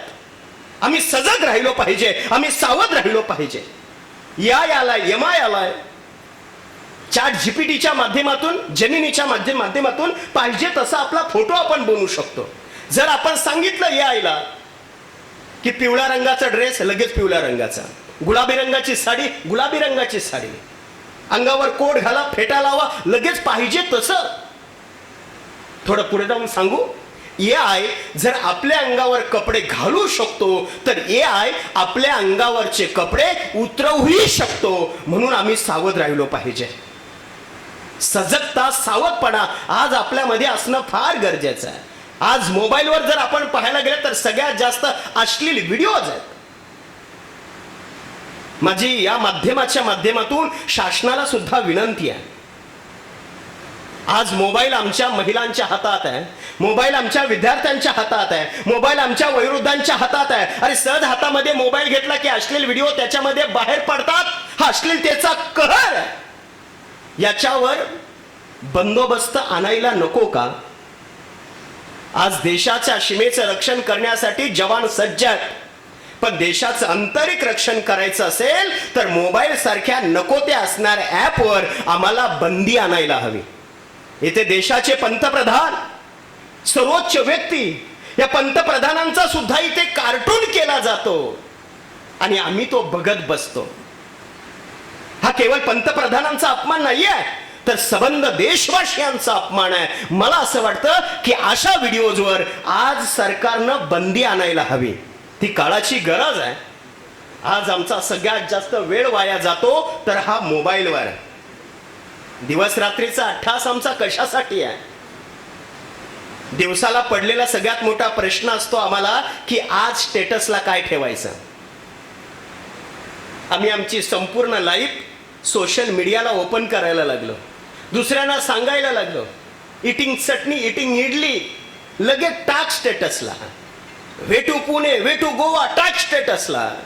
अरे जरा आपली पर्सनल लाईफ आहे की नाही, स्वतः आम्ही जपलं पाहिजे की नाही? तुम्ही युवती आहात, तुम्ही तरुण आहात, तुम्ही या देशाचं भविष्य आहात. स्वतःच्या जीवनाला जरा जपा. स्टेटसचा विचार करतो, पण सांगू, ठेवलेला स्टेटस 24 तासानंतर उडून जातो. ठेवलेला स्टेटस 24 तासानंतर निघून जाईल. पण असा काही स्टेटस निर्माण करा की यावत चंद्र दिवा करो, तुमचं नाव अजरामर राहील. असा स्टेटस निर्माण करूया. छत्रपती शिवाजीराजांसारखा, छत्रपती संभाजीराजांसारखा, छत्रपती असणाऱ्या या सर्व महापुरुषांसारखा, या संत महंतासारखा आपला सुद्धा जीवनाचं स्टेटस आम्हाला निर्माण करता येईल का? या देहाचं समर्पण आम्हाला करता येईल का? या देहाच्या माध्यमातून समाज हिताचा कळवळा आम्हाला जपता आलं पाहिजे. हे शरीर तुम्हा आम्हाला देवानं दिलंय. या शरीर रूपी, या देहरूपी साधनाचा आपल्याला योग्य वापर करता आलं पाहिजे. या शरीरामध्ये मन दिलंय. मन आहे ना आतमध्ये, दिसतं का? मन दिसत नाही, मन जळतं ते कळतं. या मनाचा योग्य वापर करता आला पाहिजे. आपण जे मनात ठरवू ना ते करू शकतो. लक्षात घ्या. ह्या मनातून काय केलं पाहिजे? मनातून दृढ संकल्प केला पाहिजे. तुम्हाला जीवनामध्ये काय घडायचंय, काय व्हायचंय हे पहिल्यांदा आम्हाला ठरवून घेता आलं पाहिजे. आम्ही ठरवत नाही, जे होईल ते बघू, पुढे येईल ते बघू. पहिल्यांदा आम्हाला ठरवून घेता आलं पाहिजे. आम्ही ठरवत नाही. छत्रपती शिवाजीराजे रोडेश्वराच्या मंदिरामध्ये जातात, शंभू महादेवाच्या पिंडीवर आपल्या रक्ताचा अभिषेक करतात आणि शिवाजीराजे शपथ घेतात, मी शिवाजी शहाजीराजे भोसले माझी ध्येय निष्ठा एक करीन, स्वराज्य उभं करेन. आणि शिवाजीराजे आपल्या ध्येयाविषयी, आपल्या संकल्पाविषयी, आपल्या प्रतिज्ञेविषयी एकनिष्ठ राहिले आणि रायगडावर 32 मणी सोनेरी सिंहासन साकार झाले. अरे 750 वर्षापूर्वीचा कलकभिन्न कालामिट्ट अंधकार दूर केला आणि स्वतःचं स्वराज्य निर्माण केलं. आम्ही ठरवून घेतलं पाहिजे. जीवन जगत असताना आमच्या जीवनाचा मास्टर सेंटेन्स आम्हाला ठरवता आला पाहिजे. काय जीवनाचं सेंटेन्स आहे? जीवनामध्ये नेमकं करायचं आहे काय? छत्रपती शिवाजी राजांचा जीवनाचा सेंटेन्स आहे, मास्टर सेंटेन्स आहे. हे राज्य व्हावं ही तो श्रींची इच्छा. लोकमान्य टिळकांच्या जीवनाचा मास्टर सेंटेन्स आहे, स्वराज्य हा माझा जन्मसिद्ध हक्क आहे आणि तो मी मिळवणारच. नेताजी सुभाषचंद्र बोस, तुम मुझे खून दो मैं तुम्हें आजादी दूंगा. महात्मा गांधीजी, सत्यमेव जयते. डॉक्टर बाबासाहेब आंबेडकर, शिका, संघटित व्हा आणि संघर्ष करा. तुमच्या आमच्या जीवनाचा सुद्धा एक मास्टर सेंटेन्स असायला हवं. यासाठी पहिल्यांदा आम्ही ठरवून घेतलं पाहिजे. छत्रपती शिवाजी राजांचा राज्याभिषेक झाला, रायगडावर राज्याभिषेक झाला, आनंदाचं वातावरण होतं. देशोदेशीचे राजे रायगडावर आले होते आणि त्या ठिकाणी भला मोठा हा आनंदोत्सव साजरा करण्यासाठी सनई वाद्यांचा गजर सगळीकडे होत होता आणि शिवाजी राजे हत्तीच्या अंबारीतून फिरत होते. हा सगळा सोहळा पाहण्यासाठी टॉमस निकोलस नावाचा एक इंग्रज अधिकारी रायगडावर आला होता. त्यानं रायगडावर पाहिलं. रायगड हा बेलाग आहे, उंच आहे, 4,500 फूट उंचीच्या रायगडावर अरे माणसाला चढायची दमछाक होते. इथे हे हत्ती आले कसे? त्याला राहवलं नाही. त्यानं शिवाजी राजांना विचारलं, राजे हे हत्ती रायगडावर आले कसे आणि हे हत्ती तुम्ही कसे इथे घेऊन आलात? शिवाजी राजे त्याला सांगतात, हे हत्ती मी 18 वर्षापूर्वीच रायगडावर आणले होते. पुन्हा तो गोंधळला, म्हणाला 18 वर्षापूर्वी तुम्ही हे हत्ती रायगडावर का आणले होते? तेव्हा शिवाजी राजे म्हणतात, मी 18 वर्षापूर्वीच ठरवलं होतं की माझा राज्याभिषेक मी रायगडावर करेल आणि राजा झालो की हत्तीच्या अंबारीतून मिरवेल. हे ठरवलं पाहिजे. जोपर्यंत तुम्ही आम्ही ठरवत नाही ना तोपर्यंत ध्येयाच्या दिशेनं तुम्हाला वाटचाल करता येणार नाही. अगोदर ठरवलं पाहिजे. मनाचा निग्रह करा, मनाला कंट्रोल करा, मनाची एकाग्रता शक्ती ती दृढ धरा. आमचं मन एका ठिकाणावर नाही आहे. आता सुद्धा मन इथं नाही, आता पण मन घरी आहे. आता सुद्धा मनामध्ये विचार आला असेल, इथे जरा रेंज नेटवर्क कमी आहे, माझे मेसेज आता काय होईल, कसं होईल. थोडं जरा सावध होऊया ना, मनाला एकाग्र करूया, मनाला एकनिष्ठ करूया. द्रोणाचार्य आणि त्यांचे सर्व विद्यार्थी, द्रोणाचार्याने सांगितलं झाडावर पक्षी आहे, पक्षाचा डोला फोडायचा. एक जण पुढे आला आणि मग त्यानं सांगितलं, द्रोणाचार्याने विचारलं काय दिसतं तुम्हाला? एकानं सांगितलं हिरवगार झाड दिसतं, निलाशार आभाळ दिसतो आणि त्या झाडावरचा पक्षी दिसतो. द्रोणाचार्य म्हणतात बाजूला हो. दुसऱ्याला विचारलं काय दिसतं तुला? त्याने सांगितलं झाड दिसतं, झाडावरचा पक्षी दिसतो. द्रोणाचार्य म्हणतात बाजूला हो. आता बारी अर्जुनाची आली. अर्जुन पुढे आला. द्रोणाचार्याने सांगितलं अरे अर्जुना काय दिसतं तुला? अर्जुन म्हणतात गुरुजी डोळा दिसतो, बाण सोड. बाण सुटला, डोला फुटला. ही मनाची एकाग्रता. अर्जुनाचा फोकस फक्त त्या पक्षाच्या डोल्यावर होता. तुमच्या आमच्या जीवनामध्ये तुम्हाला कुठलं ध्येय गाठायचंय त्याच्यावरच आपला फोकस असायला हवा. आता भारताला ऑलिम्पिक जी आपली गेम झाली आता त्याच्यामध्ये दिलीप गावित नावाचा पोरगा, एक हात नाही त्या पोराला, नाशिकचा, अपघात झाला आणि अपघातामध्ये एक हात तो गमावून बसला. त्याला त्याच्या आई वडिलांनी सांगितलं घाबरू नकोस, आम्ही तुझे हात आहोत. त्याच्या मार्गदर्शकांनी सांगितलं, गुरुजींनी सांगितलं घाबरू नकोस, आम्ही तुझे हात आहोत. आणि हा दिलीप गावित नावाचा पोरगा, शेतकरी कुटुंबात जन्माला आलेला पोरगा, अरे धावत राहिला. एक हात नाही त्या पोराला, तो धावत राहिला आणि हा दिलीप गावितनं या भारताला सुवर्ण पदक मिळवून दिलं.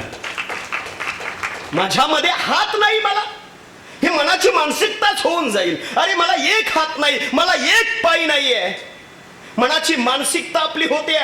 मी गरीब घरात जन्माला आलो, माझ्याकडे स्कूटी नाही, माझ्याकडे चांगला मोबाईल नाहीये, माझ्याकडे अभ्यासासाठी चांगली पुस्तकं नाही आहेत, मग मी काय करू? आम्हाला मनाला स्थिर करता आलं पाहिजे, मानसिकता आम्हाला दृढ करता आलं पाहिजे. यासाठी संकल्प फार महत्वाचा आहे. आम्हाला ठरवून घेता आलं पाहिजे.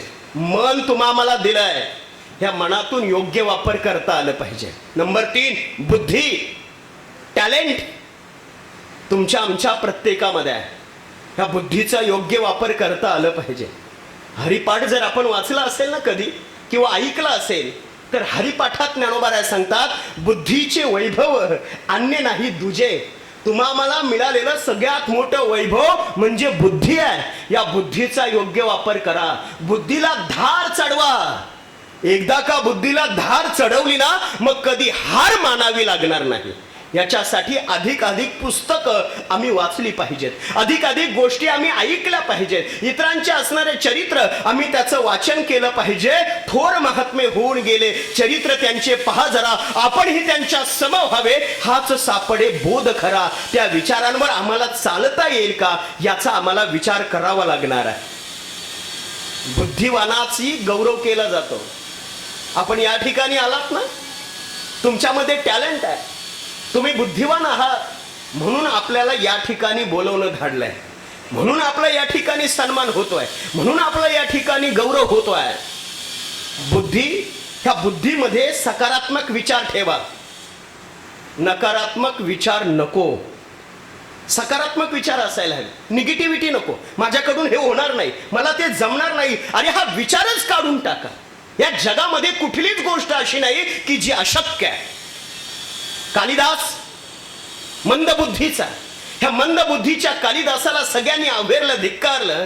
त्याच्या पत्नीनं सुद्धा त्याला सोडून दिलं. मंदबुद्धी आहे म्हणून त्याला सांगितलं, चालता हो, माझ्या सोबत राहू नको. कालिदास घराच्या बाहेर पडले, कालिका माताची सेवा करू लागले.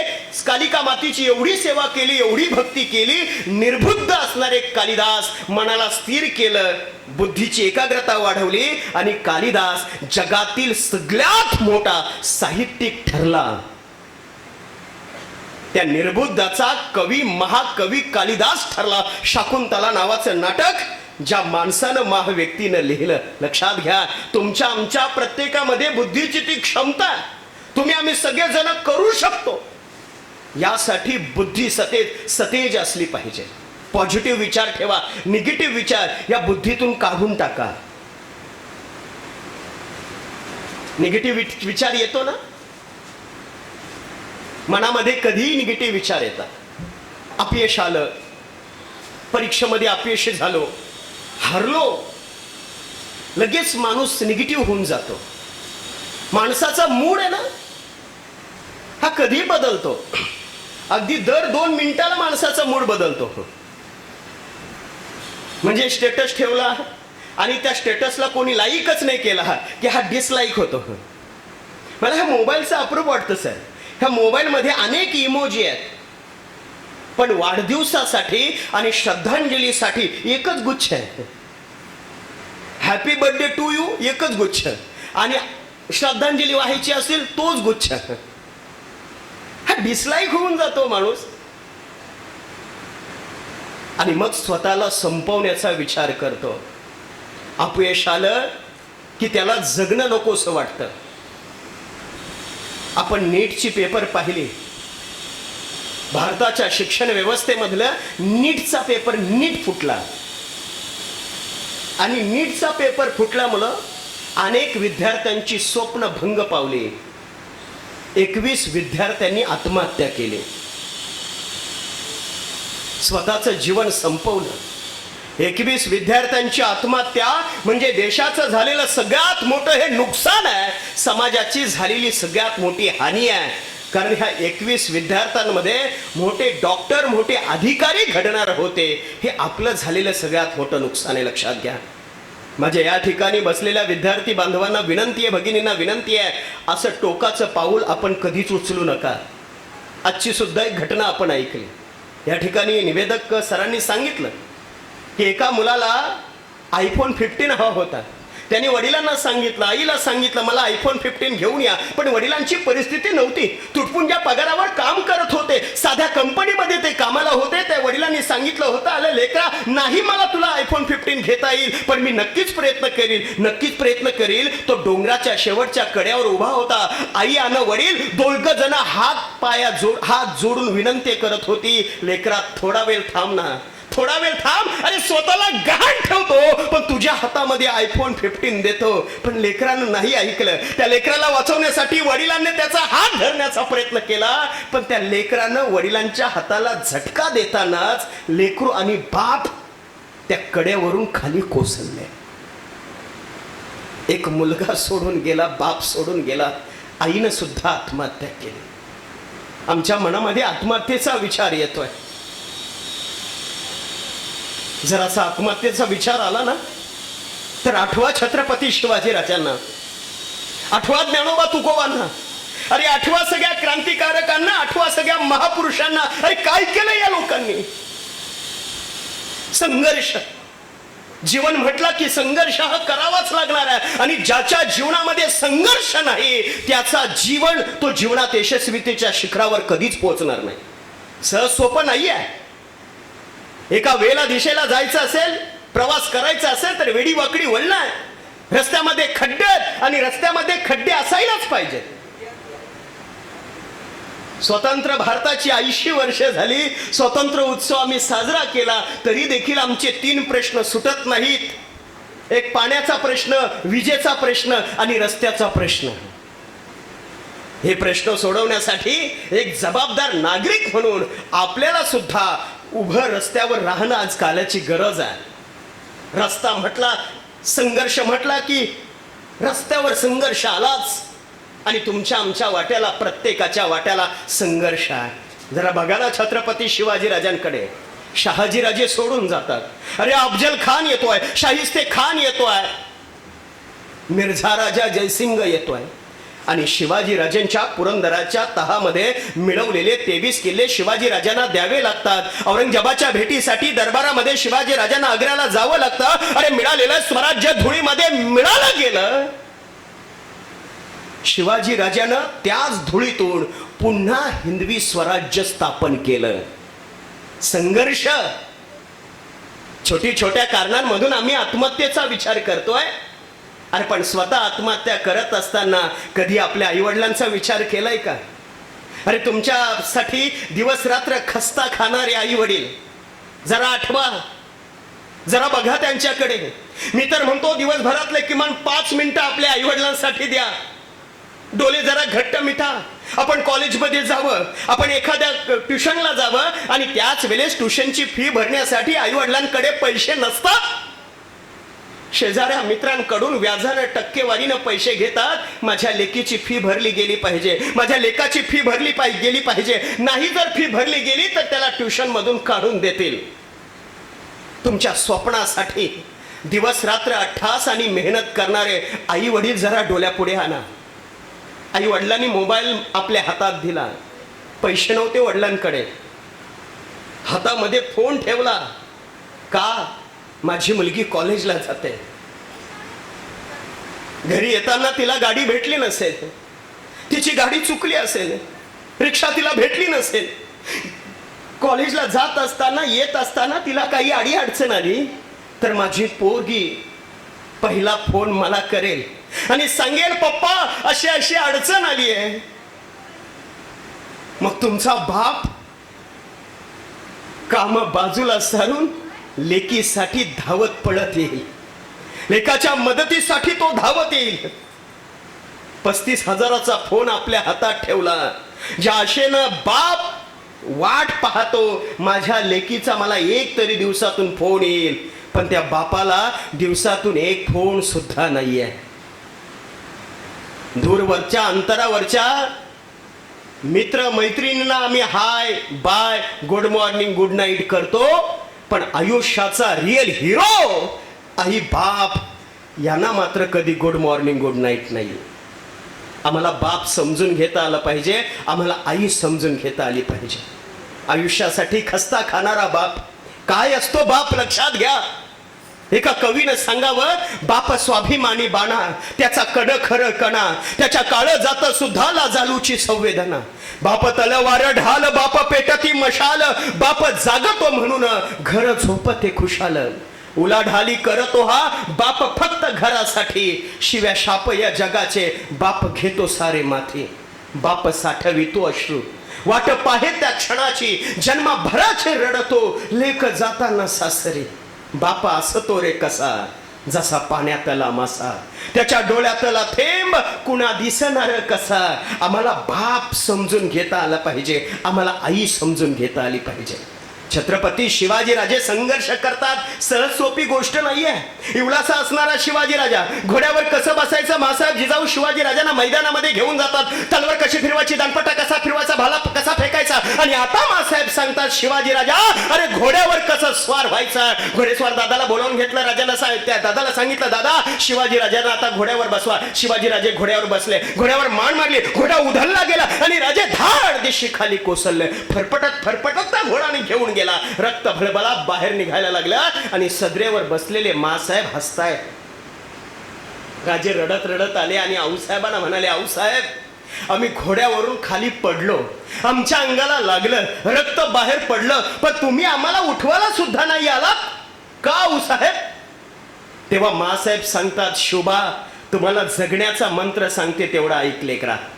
शुभाराजे, जो माणूस दुसऱ्याच्या आधारावर उभा राहतो तो लवकर खाली पडतो, पण जो स्वतःच्या ताकदीवर हिमतीवर उभा राहतो त्याला पाडण्याची हिंमत जगात कुणात होत नाही. शुभाराजे स्वतःच्या हिमतीवर उभा राहा.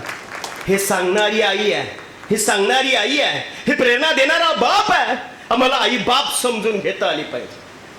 उन्हाळ्याचे दिवस होते, पाण्याची टंचाई होती आणि एक आई पाणी आणण्यासाठी नदीवर गेली होती. आईच्या डोक्यावर पाण्यानं भरलेला हंडा आहे आणि हातामध्ये एक प्लास्टिकचा कॅन आहे. रस्त्याला येत असताना एक वाटसरू आईला भेटला. त्यानं आईला सांगितलं, आई तहान लागली, थोडा पाणी देतेस का. आईनं त्याला पाणी दिलं. पुढे येत असताना शालेय विद्यार्थी भेटले. त्यांनी सांगितलं, आई तहान लागले, थोडं पाणी देतेस का. आईनं त्यांना पाणी दिलं. थोडी मोलमजुरी करणारे माणसं भेटली. त्यांना आईला सांगितलं, अगं आई तहान लागले, थोडं पाणी देतेस का. आईनं त्यांना पाणी दिलं. आई आता घरापर्यंत आली. आई पाणी घेऊन आले म्हणून लेकरू धावत धावत आला. लेकराला वाटलं आईच्या डोक्यावरचा हंडा थोडा खाली घ्यावा. आईला मदत करण्यासाठी लेकरू पुढे आलं, पण डोक्यावरचा हंडा मात्र रिकामा झाला होता. पोरगा आईवर खेकसला, ओरडला, म्हणाला, अगं आई तुला अक्कल नाही, तुला कळत नाही का, आपल्यालाच पाण्याची टंचाई आहे आणि तू लोकांना देत आलीस. तेव्हा आईनं दिलेलं उत्तर ऐका. आई म्हणते, बघ ना लेकरा, जेव्हा मी पाणी घेऊन इकडे येत होती घराकडे तेव्हा माझ्या डोक्यावर ओझं होतं. इतरांना मी देत देत आले आणि माझ्या डोक्यावरचं ओझं खाली झालं, कमी झालं. लेकरा, समाजाला दिलं ना की ओझं हलकं होतं. हे विचार देणारी आई आहे. आम्हाला आई वडील समजून घेता आले पाहिजेत. मनातून निगेटिव्हिटी काढून टाका. आत्महत्येचा विचार करू नका. आत्महत्येचा विचार येत असेल तर पहिल्यांदा आपल्या आई वडिलांना आठवा. ते आपलं दैवत आहे. जरा जपा त्यांना, त्यांची स्वप्न साकार करा. आणि आयुष्यात करायचं असेल तर एक गोष्ट करा, आपल्या केलेल्या कामानं, आपल्या केलेल्या कृतीनं आई वडिलांना मान खाली घालावी नाही लागली पाहिजे, असं काम करा. आपल्या कार्यकर्तृत्वानं समाजाची उंची वाढेल, समाजाचा गौरव वाढेल. अशा पद्धतीचं काम करा. आजच्या या दिवशी ठरवून घ्या, मी जगेन ते या समाजासाठी, मी काम करेल ते या समाजासाठी, मी पुढे जाईल ते माझ्या आई वडिलांचं स्वप्न साकार करण्यासाठी. लक्षात घ्या, हे आम्हाला करता आलं पाहिजे. यासाठी बुद्धी फार महत्वाची आहे. निगेटिव्ह विचार मनातून काढून टाका. आज पाहायला गेलं तर सगळीकडे भेसळ सुरू आहे. मगाशी सरांनी उल्लेख केला, तुकाराम मुंडे सारखा एक माणूस उभा राहतो आणि एफडीएच्या माध्यमातून सगळी काही समाज व्यवस्था या ठिकाणी बदलू पाहतो. आज पाहायला गेले तर सगळीकडे भेसळ आहे. भेसळयुक्त पदार्थ इथे विकले जातात. इथे व्यापारी वर्ग सुद्धा आहे. पण पदार्थच भेसळयुक्त येत असतील तर दुकानदार तरी काय करेल. थोडं सजग राहिलं पाहिजे आपण सुद्धा. बघा ना, इथे जिरा प्लॅस्टिकचा आहे, इथे तांदूळ प्लॅस्टिकचा आहे, इथं पनीर प्लॅस्टिकचं आलाय. आता खायचा काय. आमच्याकडे एका महिलेनं आत्महत्या केली. अख्खी पॉइझनची बाटली ना, तणनाशक. इकडे माहिती आहे का तण काय, गवत मारण्याचं औषध. ते तणनाशकाची अख्खी बाटली पेली. तिला दवाखान्यात नेलं, 3 दिवस ऍडमिट केले आणि डॉक्टरनं बिल दिला 3.5 लाख. मी डॉक्टर साहेबांना म्हटलं, डॉक्टर साहेब हे 3.5 लाख रुपये बिल 3 दिवसांचं आहे. डॉक्टर मला म्हणाले, औषध काय माणूस नेहमी नेहमी पितो का? आयुष्यात एकदा पिलाय तर त्याला बिल पण तेवढा देऊ दे. पण मी पुन्हा प्रश्न विचारला की अख्खी बाटली पिली पण मेली का नाही? डॉक्टर मला म्हणतात, त्या औषधातच भेसळ होती. पॉइझन सुद्धा भेसळयुक्त आलं, एकदा पिऊन बघा. आत्महत्येचा विचार मनातून काढून टाका. लक्षात घ्या, हे सुंदर जीवन तुम्हा आम्हाला मिळालंय, यामध्ये बुद्धी दिली आहे. नंबर 4, तुम्हा आम्हाला मिळालेलं सगळ्यात मोठं साधन म्हणजे वाणी. गोड बोलता आलं पाहिजे. ज्ञानोबा म्हणतात, साच आणि मवाळ मिथले आणि रसाळ शब्द जैसे कल्लोळ अमृताचे, अमृताचा वर्षा व्हावा असं आपलं बोलणं असायला हवं. बोलणं हे लाघवी असायला हवं. बोलणं हे समाज हिताचं असलं पाहिजे, दुसऱ्याच्या कल्याणाचं असलं पाहिजे. इतकं माणसाला चांगलं बोलता आलं पाहिजे. साच म्हणजे खरं बोलता आलं पाहिजे. जे काही आपलं आहे ना ते खरं बोला. असं म्हणतात की सत्य एकदा बोलावं लागतं आणि असत्य खोटं 100 वेळा मांडावं लागतं. तुम्ही विद्यार्थी दशेमध्ये आहात. या विद्यार्थी दशेमध्ये असताना आम्हाला खरं बोलता आलं पाहिजे. आज माणूस पावलोपावली खोटं बोलायला लागलाय. सत्य बोलता आलं पाहिजे. ज्ञानोबांना विचारलं की तुम्ही अलौकिक अशी ग्रंथ संपदा निर्माण केली, ज्ञानेश्वरी कसं जमलं? ज्ञानोबा म्हणतात, माझी या सत्यवाचेचे तप केले असेल बहुत कल्प, मी जन्मावरी कल्पावरी सत्य बोलत आलो, सत्याचं आचरण केलं, म्हणून माझ्याकडून अलौकिक ग्रंथ संपदा निर्माण झाली. जीवन जगत असताना सत्याचा अंगीकार करा, खोटं बोलू नका. एकदा खोटं बोलण्याची सवय लागली ना की माणसाला ती सवय हॅबिट होऊन जाते. लक्षात घ्या, जिथून हातात मोबाईल आला तिथून माणूस जास्त खोटं बोलायला लागला. वाणी फार महत्वाची आहे. कधी कधी काय बोलतो आणि काय ऐकतो तेच माणसाला कळत नाही. आता मी इथून काही बोलतोय, काहींच्या डोक्यावरून जात असेल, काहींच्या डोक्यात राहत असेल, पण डोकं ठिकाणावर ठेवलं ना की सगळं काही बरोबर ध्यानात राहतं. लक्षात घ्या, एकाला अटॅक आला, सध्या अटॅकचे प्रमाण जास्त आहेत. अंगणवाडीच्या पोरापासून थोरापर्यंत सगळ्यांनाच अटॅक आहेत. या भारतात किती आजार येतो? सगळ्यात मोठा आजार जर कोणता असेल तर तो तणाव, फ्रस्ट्रेशन. अंगणवाडीच्या पोरापासून वयोवृद्धापर्यंत सगळेजण टेन्शन मध्ये आहेत. अंगणवाडीच्या पोराला सुद्धा टेन्शन आहे, मम्मी हा ड्रेस मला नको, आज उद्या काय घालून जायचं. किती टेन्शन आहे. मधुमेह हा आजार माणसाला आहे. अनेक आजार तुम्हा आम्हाला जडतायत. अटॅकचे प्रमाण सगळ्यात जास्त वाढलं. म्हणून कुठल्याही प्रकारचं टेन्शन घेऊ नका. टेन्शन फ्री राहता आलं पाहिजे. आपल्या आरोग्याला जपा. त्याला अटॅक आला, डॉक्टरकडे नेण्यात आलं. डॉक्टरनी त्याची तपासणी केली आणि डॉक्टर म्हणतात 4 ब्लॉक आहेत. हा म्हणतो, डॉक्टर साहेब बरोबर आहे, 4 ब्लॉक आहेत. 2 मीरा भाईंदरला आणि 2 वसईला. डॉक्टर म्हणतात वसईचं 2 इकाला लागतील. कधी कधी काय ऐकतो आमचं आम्हाला कळत नाही. कधी कधी काय बोलतो आमचं आम्हाला कळत नाहीये. बोलताना अर्वाच्य भाषेमध्ये आम्ही बोलतो. अरे कॉलेजच्या जाणाऱ्या मुलांना मुलींना आम्ही जेव्हा पाहतो तेव्हा आमच्या कानावर आई बापांविषयी नको त्या शिव्यांची लाखोली जेव्हा कानावर येते ना तेव्हा वाटतं अरे कुठली पिढी आणि कुठले संस्कार घेऊन आम्ही चाललोय. तुम्ही जेव्हा वाईट बोलता, तुम्ही जेव्हा वाईट वर्तणूक करता तेव्हा ते तुम्हाला लोक बोलत नाहीत, तर लोक म्हणतात याचे आई वडील कोण. दोष आपल्या आई वडिलांना लागतोय. म्हणून बोलताना जरा विचार केला पाहिजे. काय बोलतो आमचा मला कळत नाहीये. नवरा बायको डॉक्टरकडे जातात आणि डॉक्टरकडे गेल्यानंतर डॉक्टर त्यांची चेकअप करतात. नवरा अगदी वीक झालेला असतो एका वीकमध्ये आणि डॉक्टर त्या बाजूला बसलेल्या त्यांच्या बायकोला सांगतात यांना जरा खायला प्यायला घाला, काय तब्येत करून ठेवले.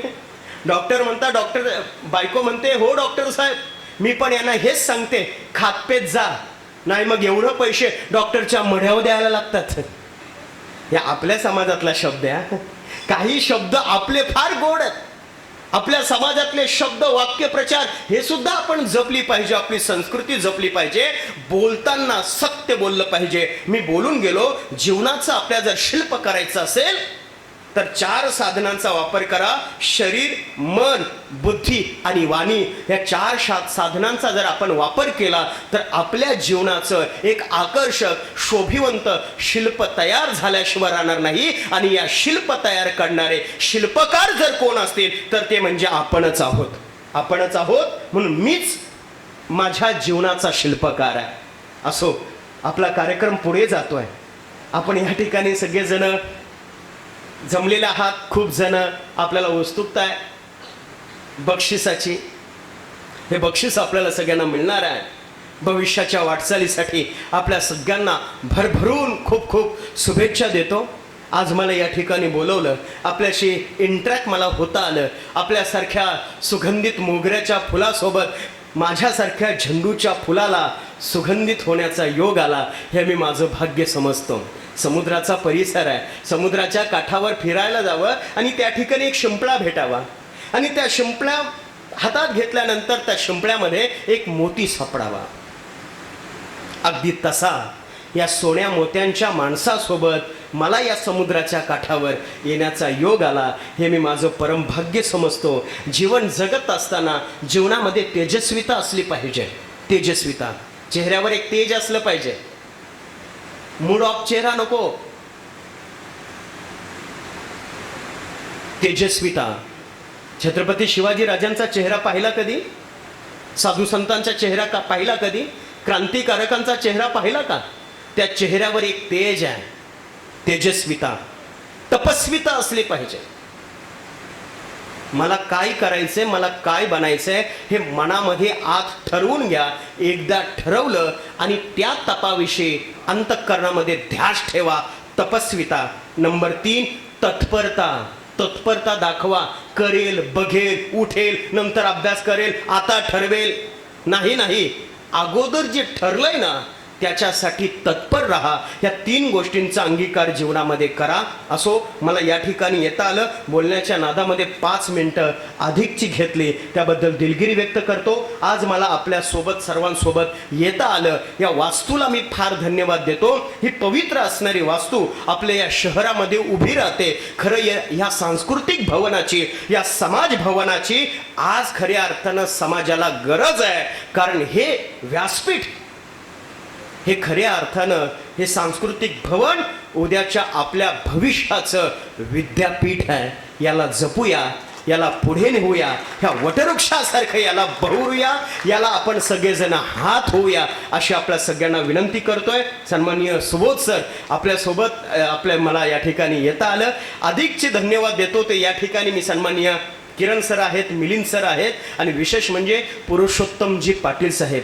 शिवछत्रपती समाज मंडळाच्या माध्यमातून गोरगरिबांना मदत करण्याचा ध्यास ज्या व्यक्तिमत्वानं घेतला आणि व्याख्यानमालेच्या माध्यमातून प्रत्येक शाळा कॉलेजांमध्ये जाऊन सुसंस्कारित पिढी निर्माण व्हावी असा अट्ठास असा विचार घेणारे सन्माननीय पुरुषोत्तमजी पाटील साहेब, रोहिदासजी पाटील साहेब या सगळ्यांना धन्यवाद देतो. सुंदर अशी साऊंड व्यवस्था आपल्या सगळ्यांना धन्यवाद देतो आणि या ठिकाणी थांबतोय. जय शिवराय. धन्यवाद. सन्माननीय हरिभक्त पारायण शिवाजी महाराज सातपुते.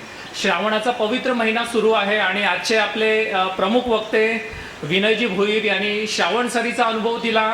तर आपले हरिभक्त पारायण शिवाजी महाराज यांनी या विचारांच्या धबधब्यामध्ये अक्षरशः आपल्याला नाहू घातलेला आहे.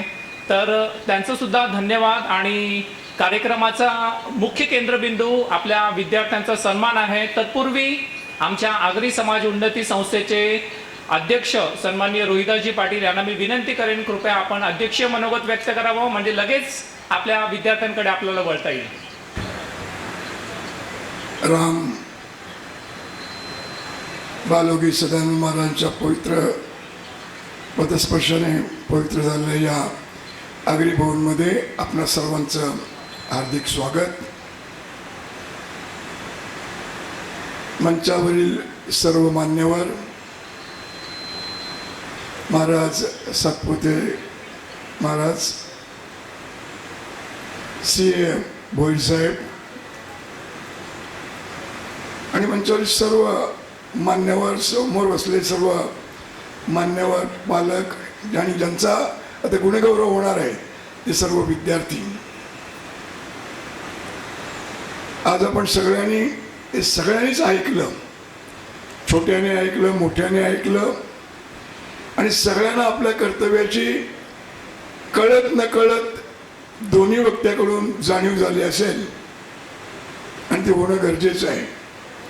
ज्या ठिकाणी आपण बसलोय, अध्यक्ष म्हणून एवढंच म्हणेन की या शहरात आपलं काय असं बोलत होतो, ते आपलं काय, ते आपली चिरकाल वास्तू उभी आहे आणि जे आपल्या समोर जे आता बसलेत ते मगाशी शिल्पकार म्हणून जो शब्द चालू होता, ते सर्व माझ्यासमोर बसलेले शिल्पकार ज्यांच्याकडून त्यांचे आई वडील अपेक्षा करतात, तसंच समाजी अपेक्षा करते, त्याहीपेक्षा हे आगरी भवन आपल्याकडून अपेक्षा करते. विद्यार्थी 10वीचे असतील, 12वीचे असतील, पदवीधर असतील, पदव्युत्तर असतील, CA असतील, आर्किटेक्ट असतील, MBA असतील, MCOM असतील, MSc IT असतील. हे खरं आहे महाराज की आज आगरी समाजातली मुलं शिक्षण घेत आहेत, दर्जेदार शिक्षण घेतात, त्यांच्या आत्मविश्वासाने ते पुढेही जातात. मी कॉलेज चालवतो त्यामुळे मी सांगू शकतो, हक्काने सांगू शकतोय की एशियन कॉलेजमध्ये 14 स्ट्रीम आहेत. पण महाराज आज असं नाही की फक्त आग्र्याची मुलगी शिकते असं. त्या 14 मध्ये दरवर्षी 4 स्ट्रीम मध्ये आगरी मुलगी किंवा आगरी मुलगा हा फर्स्ट येतो हे सांगायला मला अत्यंत आनंद होतोय. इथे असलेले विद्यार्थी आज उद्या त्या महाविद्यालयात येतील, त्या अन्य महाविद्यालयात जातील. पण हे जो का पसारा, जसं मगाशी CA साहेबांनी सांगितलं की या वेगवेगळ्या आपल्याला संधी आलेल्या आहेत, त्या संधीसाठी आपण अभ्यास करून आपण नक्की निर्णय घ्या. मगाशी सूचना आल्याप्रमाणे मी गुजराती म्हणतो ना, पण तो शिकलेलाच नसतो हे खरं आहे, पण तो शिकवणारा असतो हेही खरं आहे. हा जो आपल्याकडे वक्ते बोलून गेले ते तर माझ्यासाठी त्याचं सॅम्पल झालं ते, कारण तो 40 वर्ष माझ्याबरोबर आहे. उघड्या सांगितलं महाराज, नागडा सांगितलं ना तरी ते योग्य शब्द आहे. तो इतका छोटा होता माझ्यासमोर, तो काम करत होता. आज एक नाही त्यांनी 4 कंपन्या केलेल्या आहेत आणि ते जे बोललं ते मला ते माहिती नव्हतं की तो समाजाचा अध्यक्ष म्हणून काम करतोय. ही उदाहरण आहेत.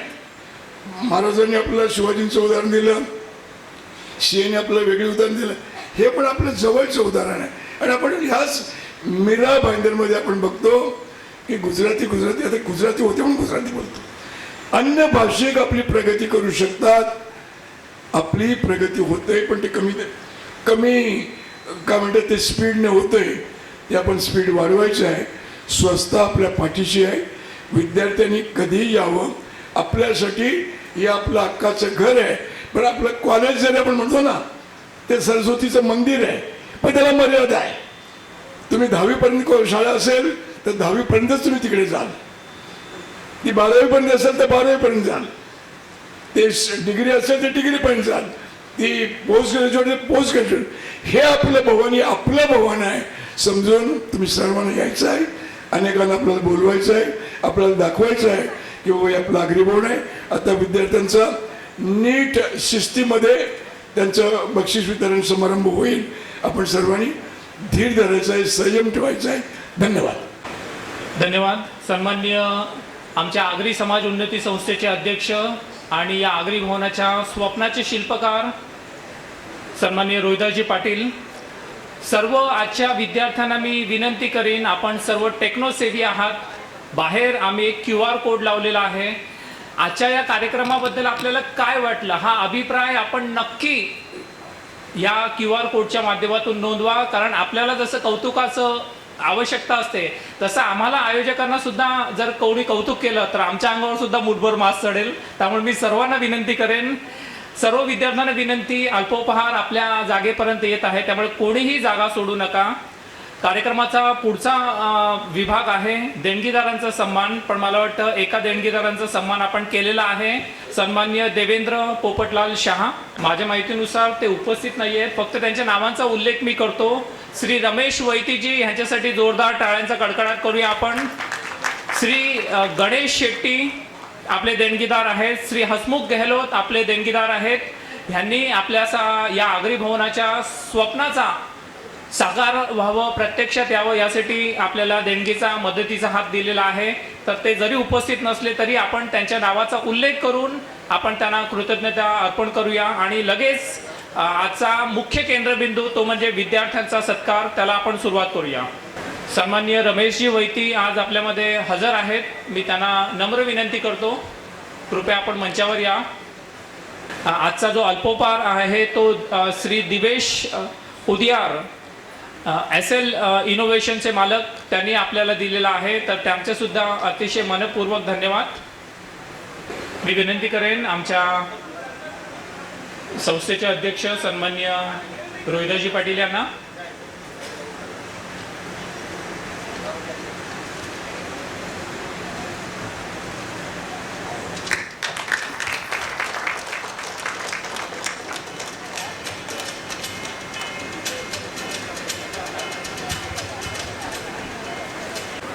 आजचा केंद्रबिंदू विद्यार्थ्यांचा सत्कार आणि त्याची सुरुवात आपण आजच्या दोन्ही प्रमुख पाहुण्यांपासून करूया. मी दोन्ही प्रमुख पाहुणे सन्माननीय विनयजी भोईर आणि सन्माननीय हरिभक्त पारायण शिवाजी महाराज सातपुते यांना समोर येण्याची विनंती करेन. आपण सुरुवात करूया. प्रत्येकाच्या हातून दोन तीन अशा विद्यार्थ्यांचा सत्कार करूया, जेणेकरून सर्व मान्यवरांना आपण इथे बोलू शकू. 94% मार्क. कृपया आपण मंचावर या.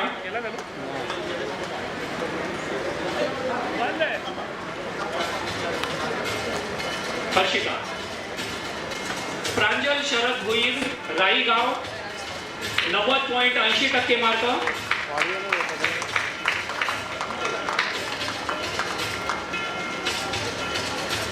मी विनंती करेन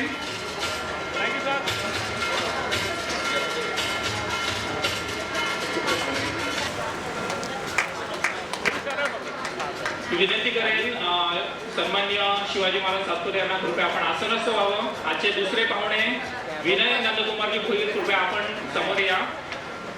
प्रिया प्रफुल्ल पाटील राई 2024 90.20% मार्क मिळून उत्तीर्ण झालेले आहेत.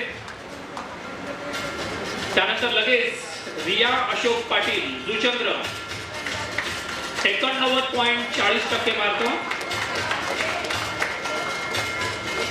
विद्यार्थ्यांना नम्र विनंती, आपल्या हातात हे प्रमाणपत्र येत आहे. आपले असेल तर अतिशय उत्तम. जर चुकून आदला बदल झाली तर आपल्या जागेवर बसा, आम्ही नंतर आपल्याला ते व्यवस्थित करून देऊ.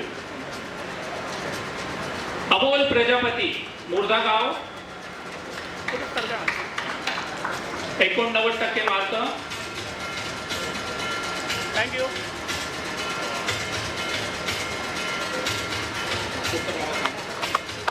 सर्व विद्यार्थ्यांना विनंती, टाळ्यांचा गजर सुरू राहू द्या. सर्व विद्यार्थ्यांचं कौतुक झालं पाहिजे.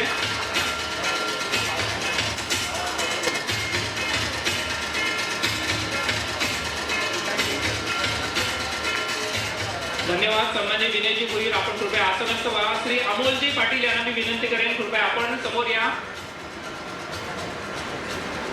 भगत दीक्षित रविकांत राईगाव 89% मार्क आहेत. कृपया आपण मंचावर या. नेत्रा प्रशांत नागटी नवगर हैदर 88% मार्क. आपण तयार राहा.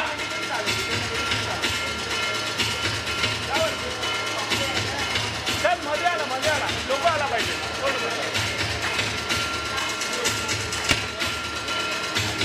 थँक्यू. नेत्रा प्रशांत नागटी.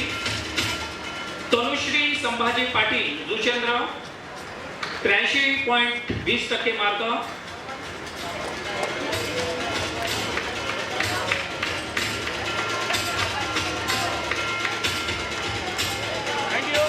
समीक्षा विलास पाटील जुचेंद्र 82.80%.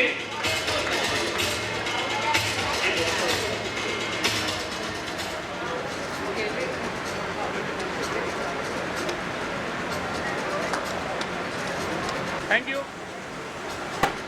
सन्माननीय केशवजी घरत साहेबांना मी विनंती करेन कृपया आपण पुढे यावं. आमच्या विद्यार्थ्यांचं गुणगौरव करण्यासाठी समीक्षा विलास पाटील आपल्यामध्ये उपस्थित आहेत. चैतन्य पाटील नवघर भाईदर 81.60% मार्क. कृपया आपण मंचावर या. पूर्वा उमेश पाटील जुचंद्र, कृपया आपण तयार राहायचं आहे.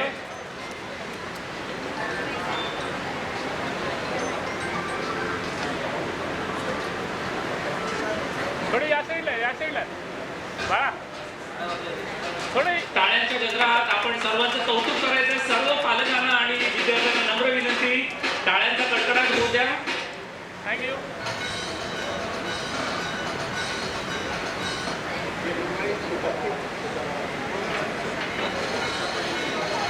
सन्माननीय एकनाथ पाटील यांना मी विनंती करेन कृपया आपण आमच्या विद्यार्थ्यांचं कौतुक करावं. पूर्वा पाटील उपस्थित आहे. थोडी या साईडला त्याच्यात लगेच ओम शैलेंद्र पाटील जुचंद्र 80.80% मार्क. ट्रॉफी पुढे घ्या, ट्रॉफी पुढे घ्या. एक मिनिट. थँक्यू. ओम शैलेंद्र पाटील. ओम पटकन ये. जिया सचिन पाटील गोरवा 79.80% मार्क. कृपया आपण तयार राहायचं आहे. ट्रॉफी सरळ करा ना सर.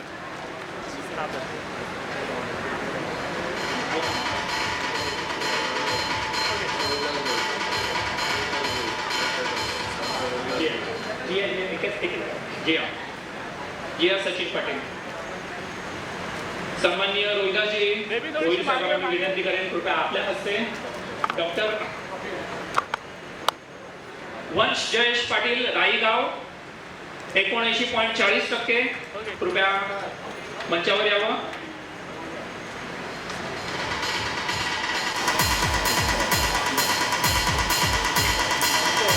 मनस्वी उमाकांत पेडवेकर घोडबंदर 79.20%. मनस्वी कृपया मंचावर यावं.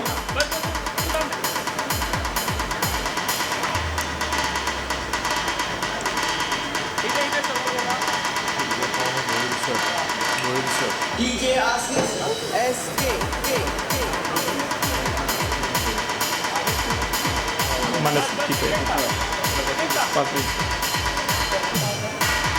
रितिका महेश खेडेकर खारीगाव. कृपया आपण तयार राहायचं आहे. मी भोईर सरांना विनंती करेन भोईर सर कृपया आपण पुढे यावं. पुढच्या आमच्या विद्यार्थ्यांचं गुणगौरव आणि कौतुक करण्यासाठी रितिका भोईर सरांच्या हस्ते आपण स्वीकार करायचा आहे. देवेश चंद्रशेखर म्हात्रे जुचंद्र 77.80%. देवेश चंद्रशेखर म्हात्रे.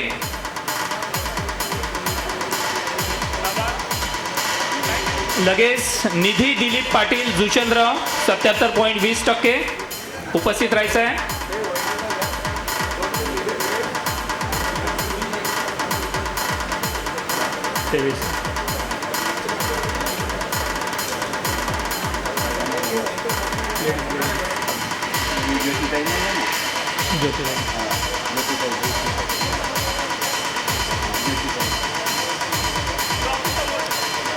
निधी दिलीप पाटील जुचंद्र 77.20%.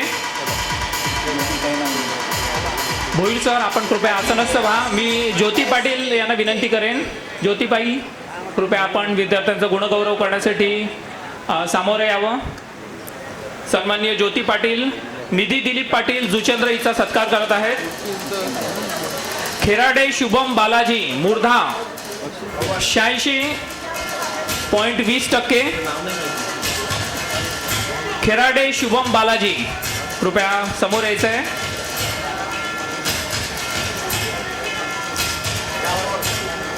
पटापट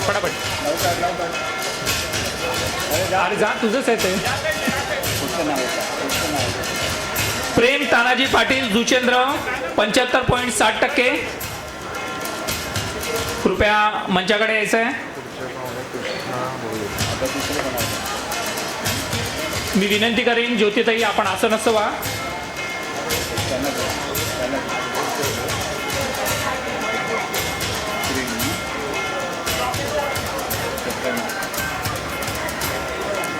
जिनल सचिन पाटील मोरवा, कृपया आपण तयार राहायचं आहे. ज्योतिताई आपण आसनस्थ व्हा. कृष्णा भोईर, कृपया आपण समोर यावे आणि आमच्या विद्यार्थ्यांचं कौतुक करावं, गुणगौरव करावा. जिनल सचिन पाटील मोरवा गाव 75.20%.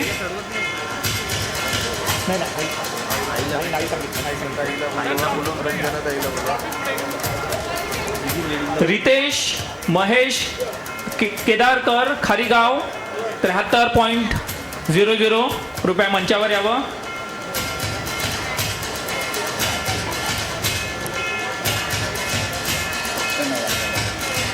जातिक्षा नरेश पाटील जुचंद्र 71.80% मार्क, कृपया लगेच मंचावर यावं.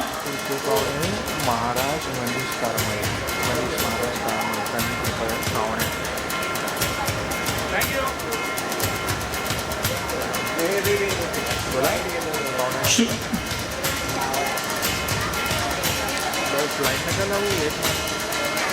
मनीष महाराज, कृपया आपण मंचावर यावं. श्रुतिका सच्चिदानंद गावडे जुचंद्र 70% मार्क, कृपया आपण मंचावर यावं.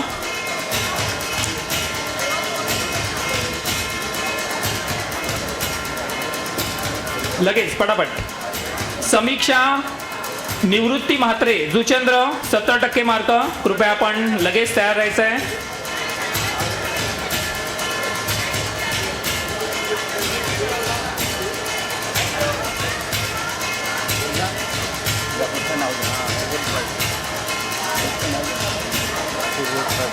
सन्माननीय सुबोध पाटील यांना विनंती, कृपया आपण मंचावर यावं. समीक्षा म्हात्रे हिचा सत्कार करावा, आपण सन्मान करावा.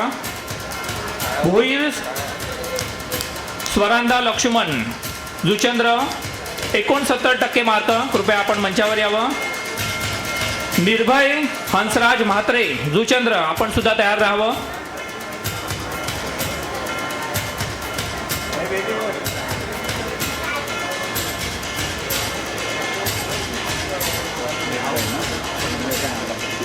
निर्भय म्हात्रे, हां कृपया तयार राहा.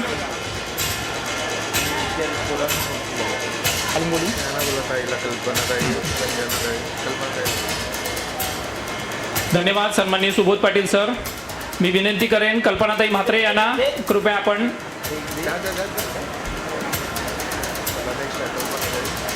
हर्ष विनायक किणी जुचंद्र 66% मार्क.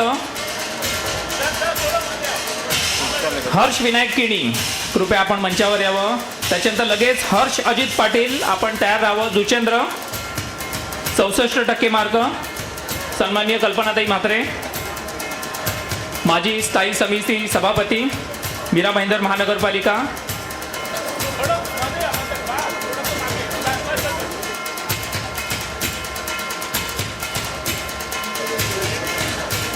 हर्ष विनायक किणी, हर्ष अजित पाटील जुचंद्र, कृपया मंचावर यावं. निमिषा सुहास पाटील जुचंद्र 63%, कृपया आपण मंचावर येण्यासाठी तयार राहावं.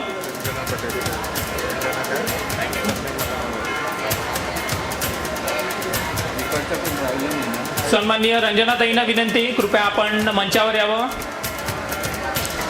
प्राचार्य Pravin Patil college of engineering and technology Nimisha Suhas Patil यांचा आपण सन्मान करावा. आयुष प्रफुल्ल भोईर जुचंद्र 61%. मी सत्कारासाठी विनंती करेन सन्माननीय अमोलजी पाटील, आपल्या कार्यक्रमाचे आजचे अध्यक्ष, त्यांना की आपल्या मीरा भाईंदर शाळांमध्ये ज्यांनी डिजिटल स्क्रीन आणि व्हाईट बोर्ड पुरवलेले आहेत आणि आजच्या आपल्या कार्यक्रमाचा अल्पोपहार सुद्धा ज्यांनी केलेला आहे, असे दिवेश उदियार यांचा सत्कार करण्यासाठी मी कार्यक्रमाचे अध्यक्ष अमोलजी पाटील यांना विनंती करेन, कृपया आपण. केलं ना श्री दिवेश उदियारजी, कृपया आपण मंचावर यावं आणि आमच्या सत्काराचा स्वीकार करावा.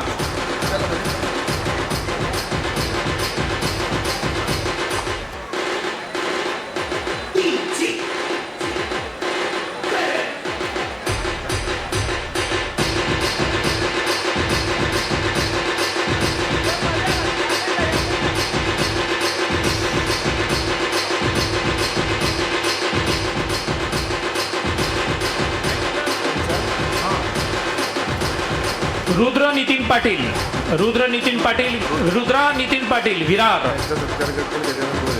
यांचा सत्कार आणि गुणगौरव करतील सन्मान्य गजाननजी भुईर, आपल्या संस्थेचे उपाध्यक्ष. त्यांना मी विनंती करतो, कृपया आपण रुद्रा नितीन पाटील हिचा सत्कार करावा, सन्मान करावा, गौरव करावा. अजूनही काही विद्यार्थी जर राहिले असतील तर लगेच संपर्क करा. जर प्रमाणपत्राची अदलाबदल झाली असेल तर आपल्या जागेवर बसा, आम्ही नक्कीच आपल्याला ते बदलून देऊ.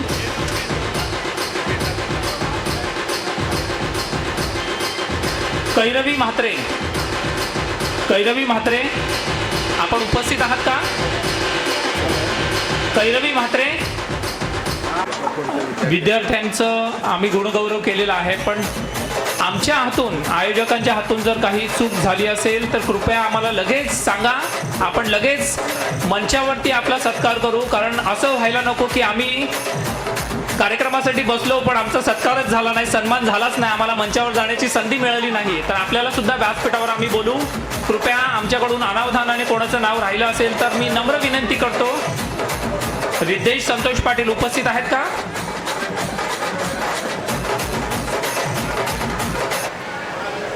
रिद्धेश संतोष पाटील, मी विनंती करेन सन्माननीय अमोलजी पाटील साहेबांना, कृपया आपण आजच्या कार्यक्रमाची उत्कृष्ट असा कार्यक्रम आजचा पार पाडलेला आहे, पण आपलं मनोगत ऐकण्यासाठी आम्ही उत्सुक आहोत. सन्माननीय अमोलजी पाटील, आपण या आणि सूत्र सांभाळा. सर्वांना नमस्कार. आगरी समाज उन्नती संस्थेतर्फे विद्यार्थी गुणगौरव व मार्गदर्शन शिबिर आयोजित केले आहे.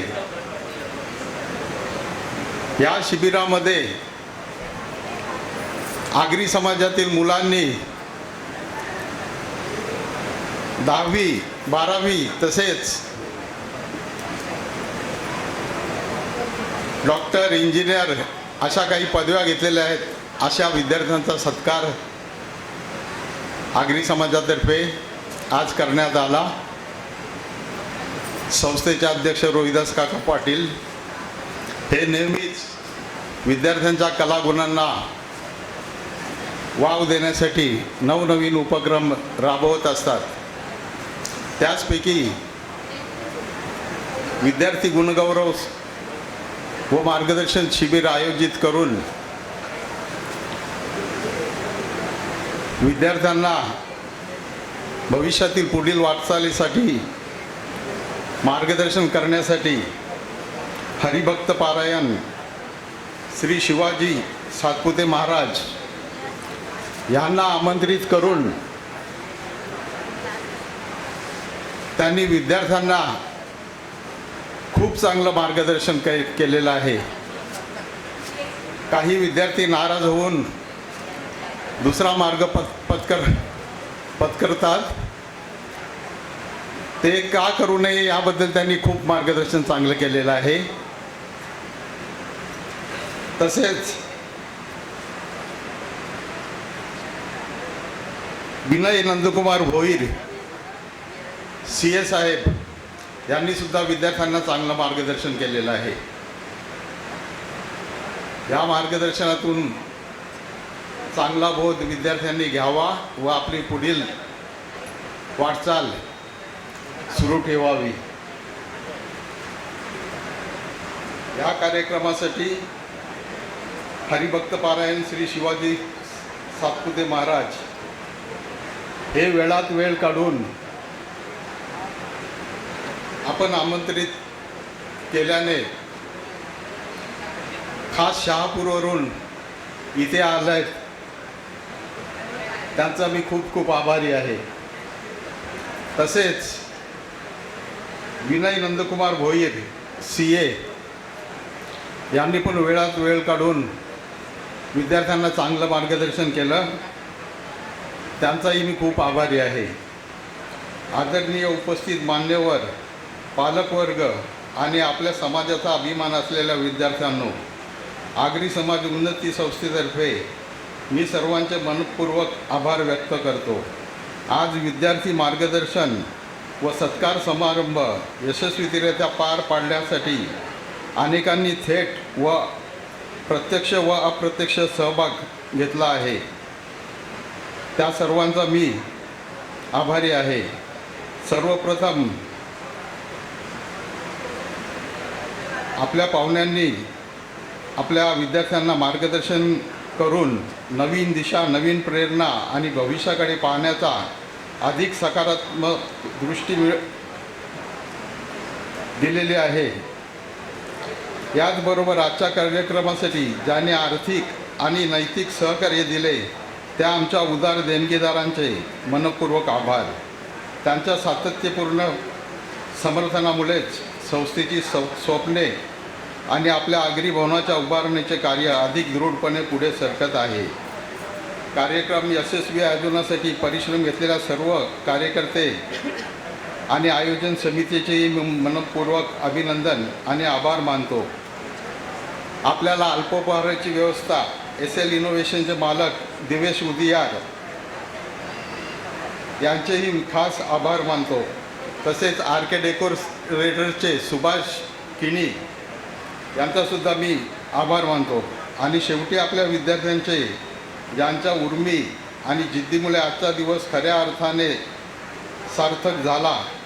तुमच्यामुळेच या कार्यक्रमाला खरे महत्त्व प्राप्त होते. आपल्या सर्वांच्या सहकार्यामुळे आजचा सोहळा अर्थपूर्ण, संस्मरणीय आणि प्रेरणादायी ठरला. पुन्हा एकदा सर्वांचे आभार. जय हिंद, जय महाराष्ट्र, जय आगरी. सन्माननीय अध्यक्ष आणि संस्थेचे अध्यक्ष या दोघांच्या परवानगीने मी आजचा कार्यक्रम संपन्न झालेला आहे अशी घोषणा करतो. पुन्हा एकदा बाहेर QR कोड लावलेला आहे. सर्वांनी त्यावर आपला अभिप्राय नोंदवा जेणेकरून पुढच्या कार्यक्रमाचं आयोजन करताना आम्हाला सुद्धा आमच्यामध्ये सुधारणा करता येईल. धन्यवाद. राम.